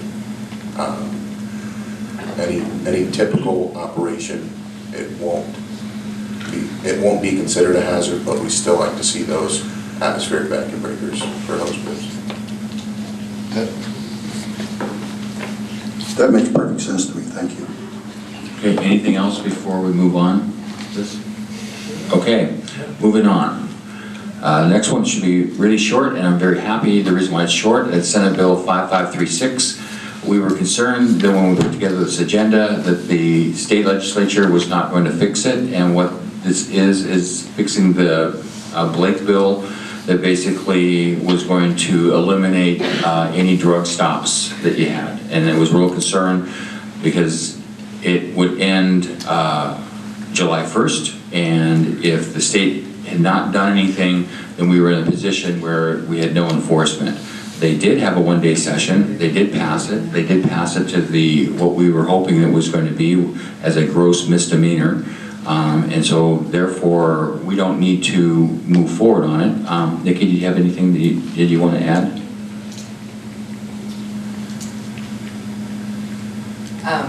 Yeah, I just want everybody to keep in mind, yes, it is a gross misdemeanor after July 1st, but we will still have to give the 2 referrals before we can make an arrest on it. So they still get their warnings to it, and being a gross misdemeanor, depending on the population at the jail at the time when we make arrests, it may be as simple as giving them a criminal citation and they show up to court another day. So I just want everybody to understand that even the way it is, and we can't make it any harsher than that, but just the way it is, I don't want the expectations to be that we're, if we catch somebody with drugs, they're going to jail automatically. That's not the way it's going to be. So it once was that way, but with the Blake decision, originally the way it was, it's no longer going to be that way.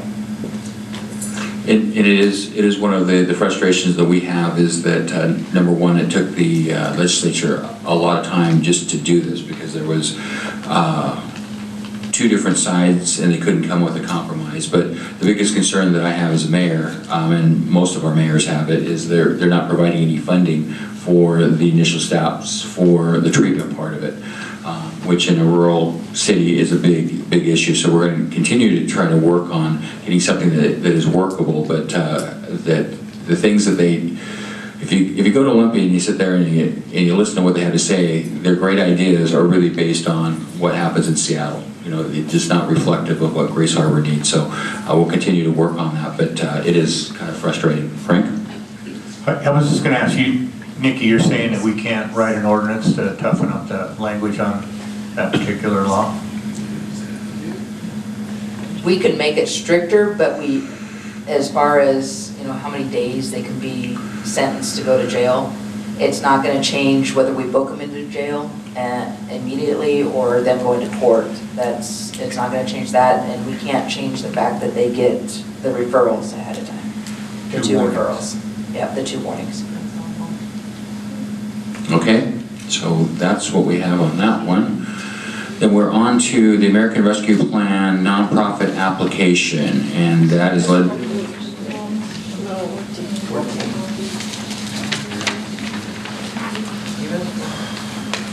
Oh, because I circled it off, I'm sorry. Okay, I guess we'll go in order. This is going to be, I think, a lengthy discussion. We need a break. Yeah. Well, I mean, okay, do you guys want to take a break, or, because I know it's going to be lengthy? Yes. Okay, let's do it 10 minutes, so, or how about a little bit? How about come back at 8 o'clock?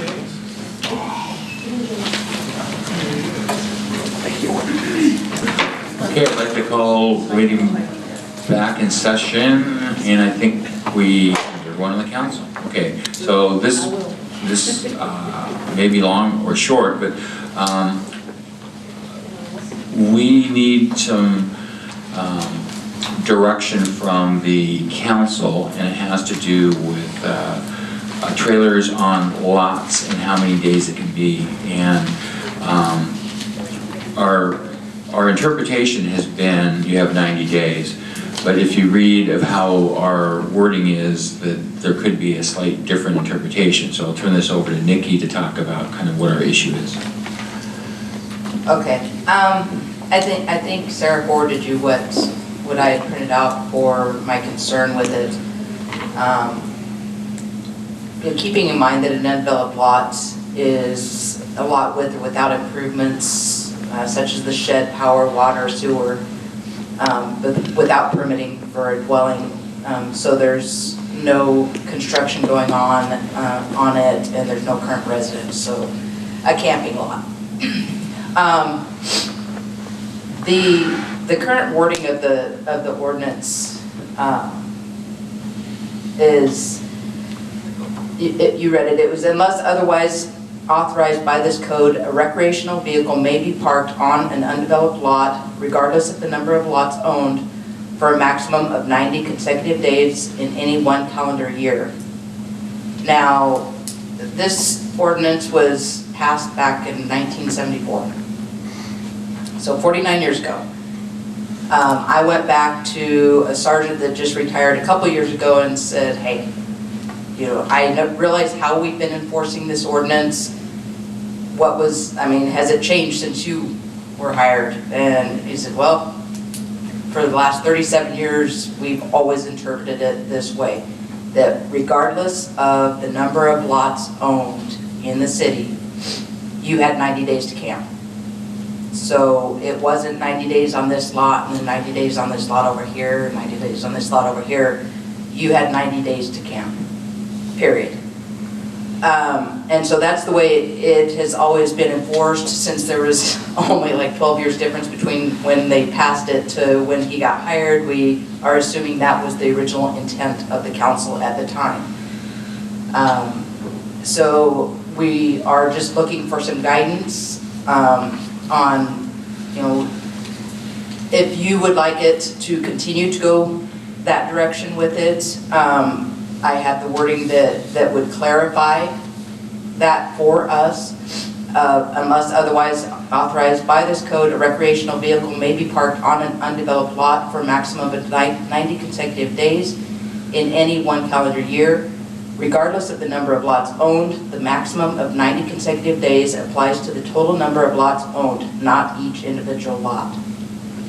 Pretty straightforward to clarify what we have historically been enforcing the code as.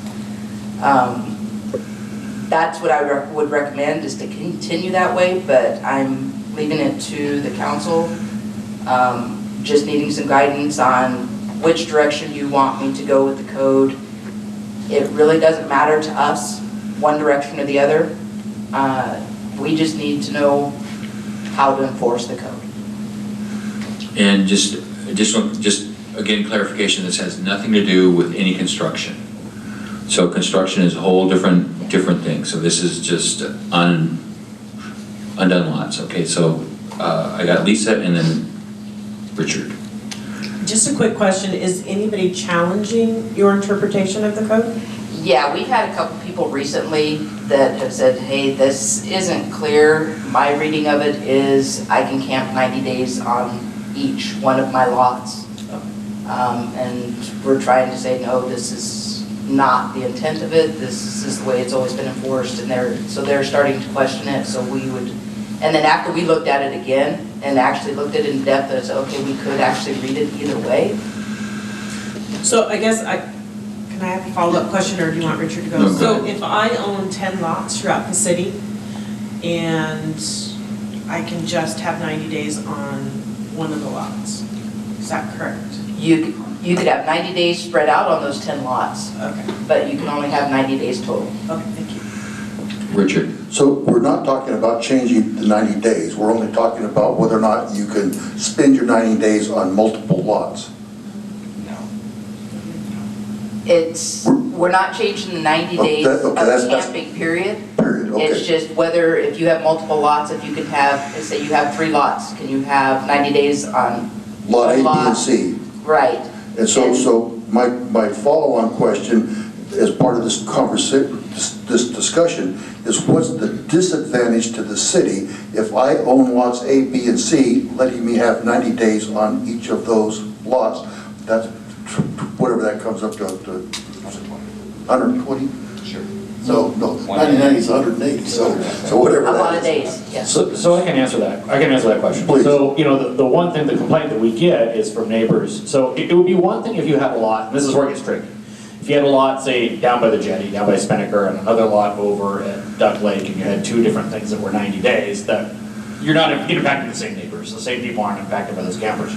But a lot of people have congruent lots or consecutive lots. So they'll have, they'll own 3 lots in total or 2 lots in total. Now suddenly they could camp there almost year round if they wanted to. So let's say you had 3 lots that were consecutive.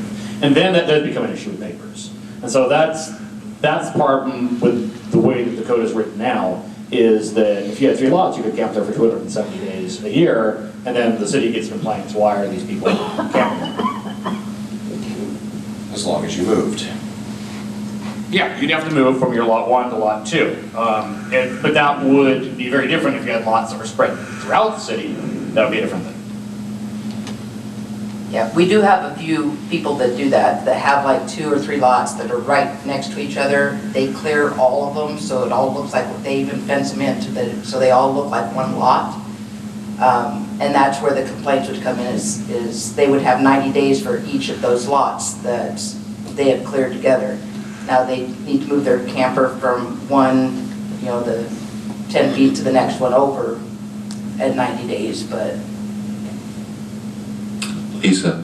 Typically, are they one parcel with several lots? Or are they all, if they fence the whole thing, are they all parceled out or separately? I know it can fluctuate, but maybe sometimes adding, per parcel might versus lot. Parcel is the correct term for a lot. Yeah. Well, not necessarily. You can have one parcel number with 5 lots. That's one lot. But they've combined it into the one lot. Once you combine it, then it's one lot. So then those situations aren't complicated, because that's 90 days. Well, correct, but there are times, unless you make them do a boundary line, there are times that you can have one parcel with individual lots. I'm not saying that happens here, but you can. Richard? So what I heard you say as you introduced this is you, the police department, don't care one way or the other. And I'm asking John, do you have a preference one way or the other. This is strictly a council kind of a guidance. It really is, because I can look at it both ways, and right now we're in the police department has a difficult thing of interpreting one way or the other, and as you know, that when we get phone calls and people will look and interpret it the way that they want it to interpret, and I just want to be clear that our police, this is what the rule says, because I had a conversation with someone, and I can see how they are reading it, and of course they're reading it differently than how I'm reading it, but I understand it's not as clear, and that puts our police in a difficult position of what are they going to do. So I'm really curious what other people have to, Okay, so I think Rich had his hands up. I'm sorry. Okay, Rich? So as I'm looking at all these fine folks running for re-election, this is a great question. I believe in property rights. I personally have no problem with a 90-day limit per parcel number, i.e. lot, but I appreciate the parcel number. But I'm just one vote.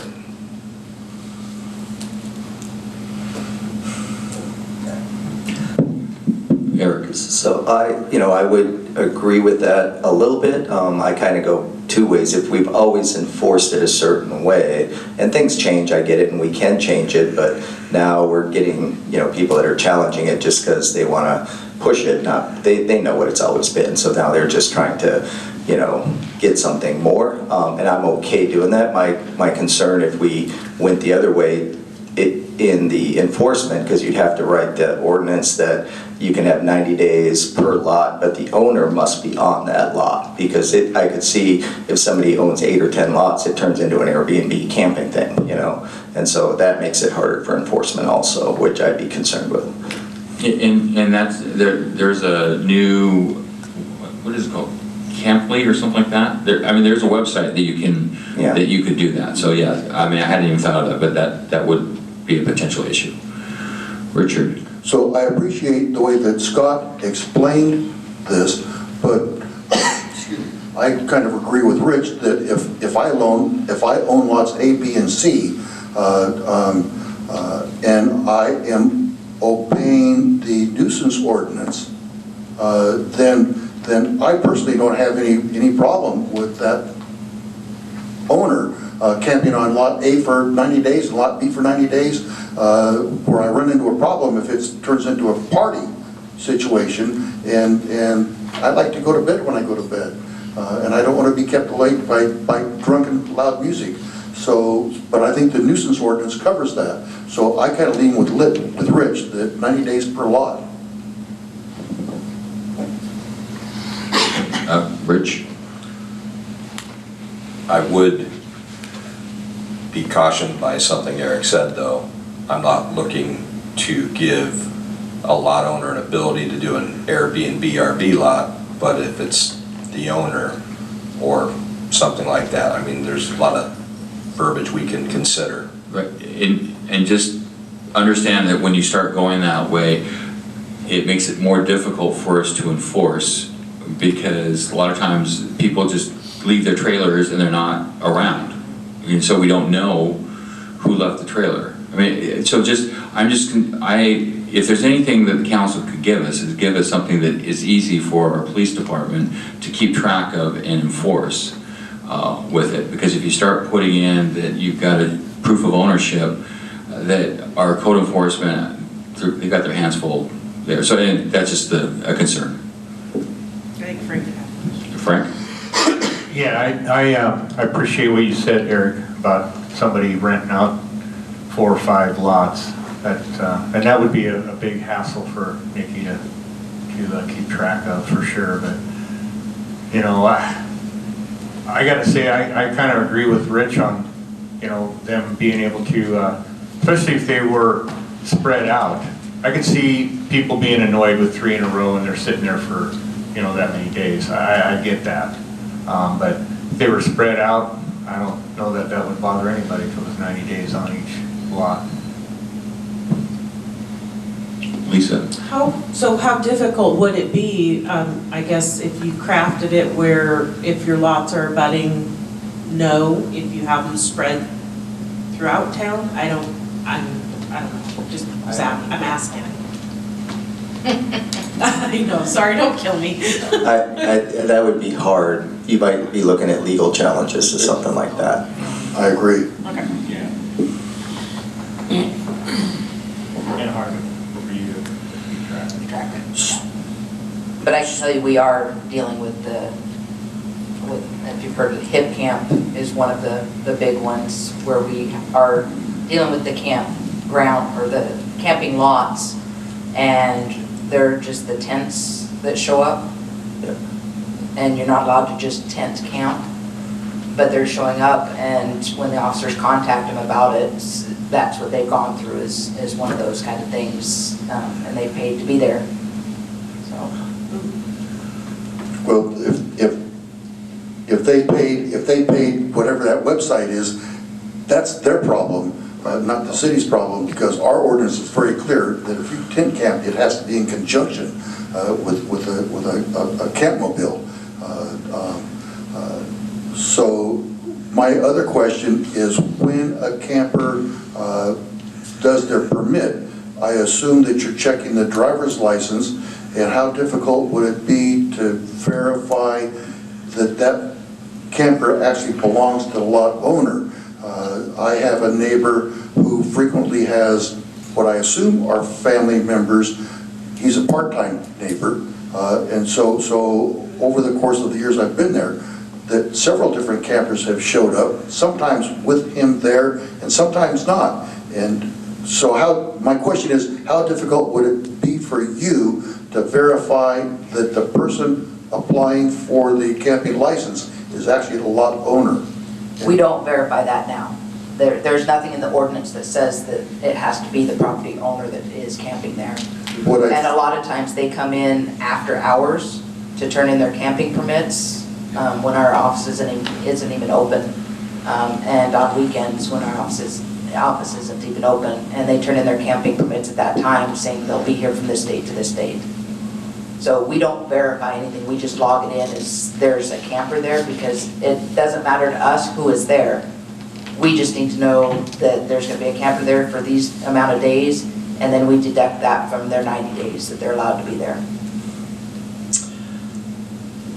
Eric? So based on that, I would not be favorable of changing the ordinance, because if you go and say you can have 90 days per lot, but it has to be the owner, so now we're changing it drastically so that family can't send their kids up to go camping. If an owner has to be on that lot, that's going to turn into a big pain in the butt, and and we've been doing this for this long. You're going to have to write another ordinance, and it's going to be big, and it could open up a can of worms for glamping and camping and all sorts of stuff. And if you're going to require the property owner to be on that lot, because now you can have 3 lots, and if you don't require the property owner, you're going to have, 4 campers on all those lots all the time. This could open a huge can of worms, guys. Frank? There's been some good conversation here and some good things brought up. We're not making a decision on this today, I'm assuming, so we can bring this back. I'd like to think about it a little bit, but, go ahead. Well, I mean, I think we can maybe ask to have it brought back in ordinance form and still have our conversation. So we can at least see the language, see what it looks like within the code, and have that conversation at the next council meeting. I just need a general direction of what direction you want us to bring it back as. Yeah, I think What Nikki, Yeah. okay. Yeah.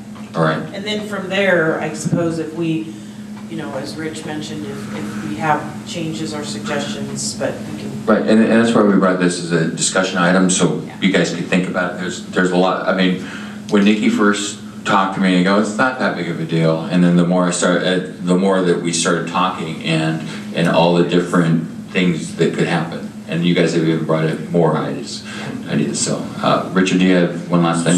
So I appreciate what Eric said, but I'm still stuck. If I'm a property owner, but the actual enforcement becomes, I have to go with what Eric just finally said, his last statement. I think we need to stick with the 90 days. It was clear when I moved here that there was a 90-day limit, and anybody who is crowding that is being disingenuous.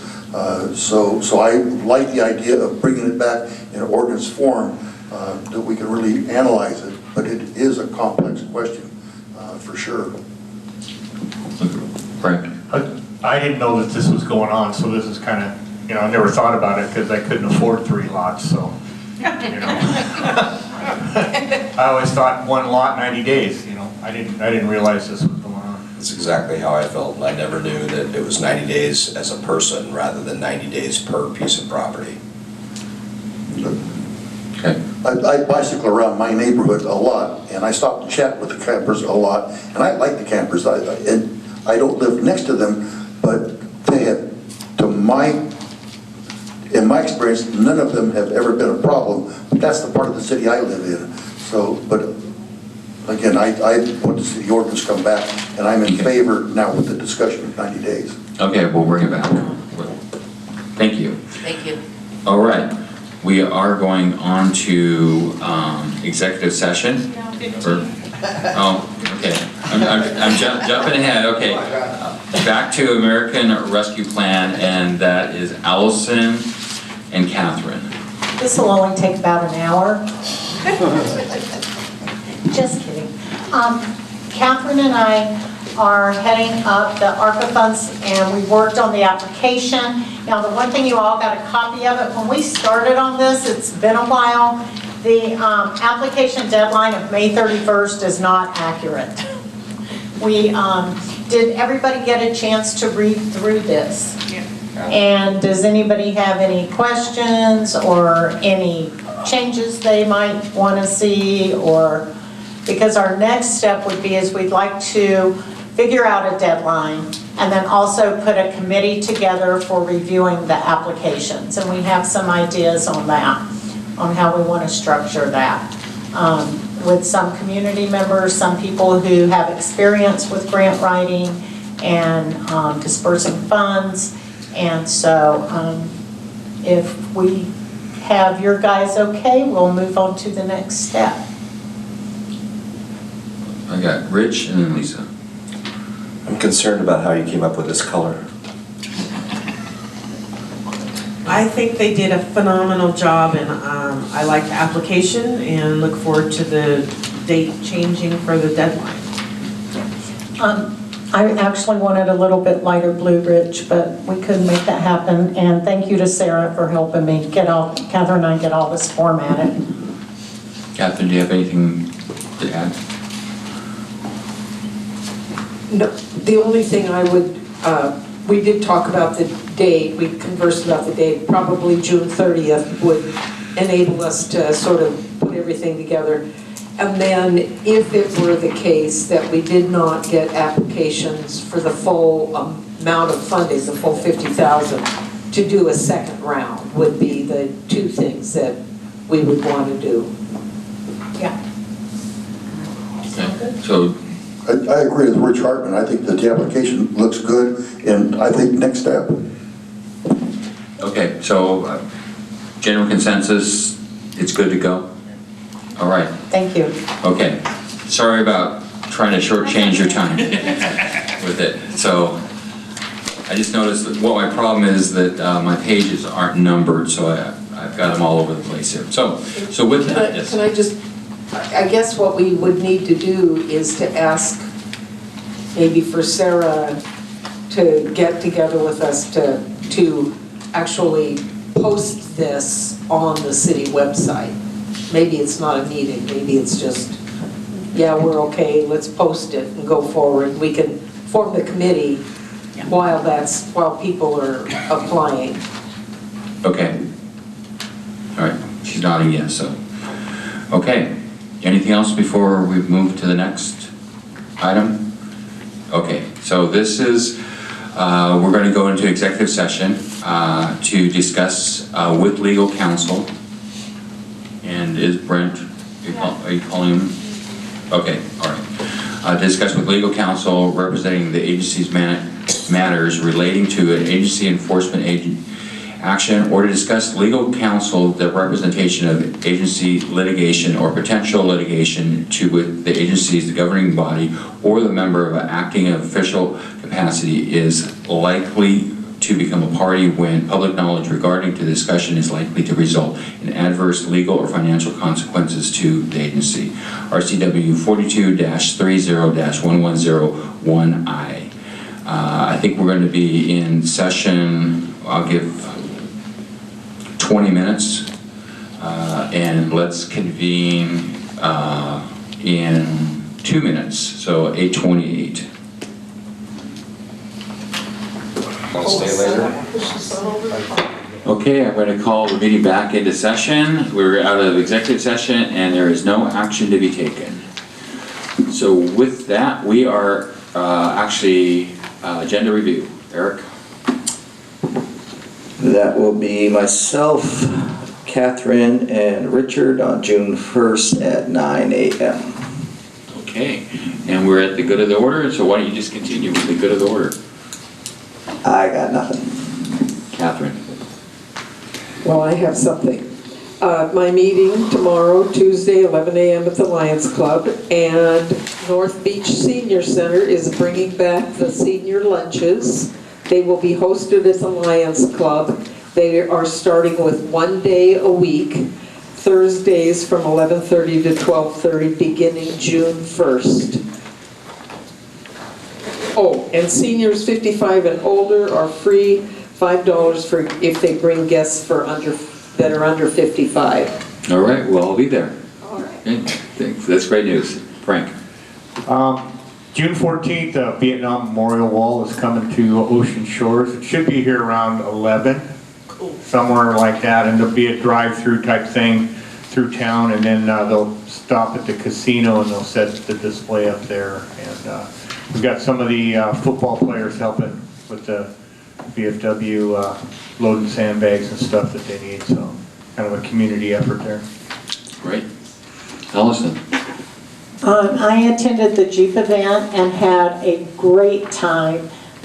Got to direct a little bit of traffic with Chief Logan, and it was a great event, a huge turnout. I can't wait till next year. And Sand and Sawdust is coming, so of course I will be contacting volunteers. Lisa? His phone was talking, sorry. I just want to give a big shout out for Clean the Shores. That was an amazing event to see all those Jeeps here, and everybody was in such a good mood. And our weather cooperated, so hey, that was a good event, and glad that you could be a part of that. But I want to say a big shout out to Ocean Shores Beautification Committee. I know they're taking a little siesta, but hopefully they'll come back swinging, because that is a great program. And then also just real appreciative of having the golf course here tonight, and hopefully getting them here more often to hear updates, because I think that was a bone of contention with a lot of people over the last few years, so getting regular updates will be nice. And again, just appreciation to staff and all the hard work that they do. Richard? So I have two things. The first is I missed the Jeep showcase. I was out on the waterways with the Water Corporation putting speed limit buoys that had gone up missing. That was fun in its own way. And the other thing I want to talk about is my wife and I were almost caught up in a land scam, a vacant lot land scam. And we made an offer on the property next door to us. And within 2 weeks, we were going to close today. And Thursday, the real estate agent who was representing both sides figured out that the seller didn't own the property. It was a total scam. And fortunately for us, he found that out in time between him and the escrow. Otherwise, we would have lost $100,000. And probably it would have, through a long legal course, we would have probably got it back, because that's kind of escrow's job. But I just wanted to alert people that apparently this vacant lot land scam is a very active thing going on right now. And MLS has put out a flyer about how to recognize those signs. I was talking to Sarah earlier, and she had been talking to the real estate folks, so there's a lot of people that know about this, but I want more people to know about it because it could have been devastating. So that's all I have. Okay, Rich? Well, I have a lot on Point Brown that's for sale. But I'm not worried about that. To the Brooklyn Bridge. I wanted to say thanks again to Joe Too Cool and his wife for, I watched how much work they did, and the Brunstads and their group, and what a great job they did at Oyhut too for the Jeeps. So thanks to that, and I just want to say thanks to the mayor for having me on the hiring committee of the fire chief, and although we weren't part of the final decision, the fact that we got, I almost feel 2 for 1, I couldn't be more excited about the leadership we're going to have in the fire department. Our assistant chief is a rock star, and it's going to be such a great addition to our current chief, and I'm just really excited. So, thanks. Okay, with that, we're adjourned.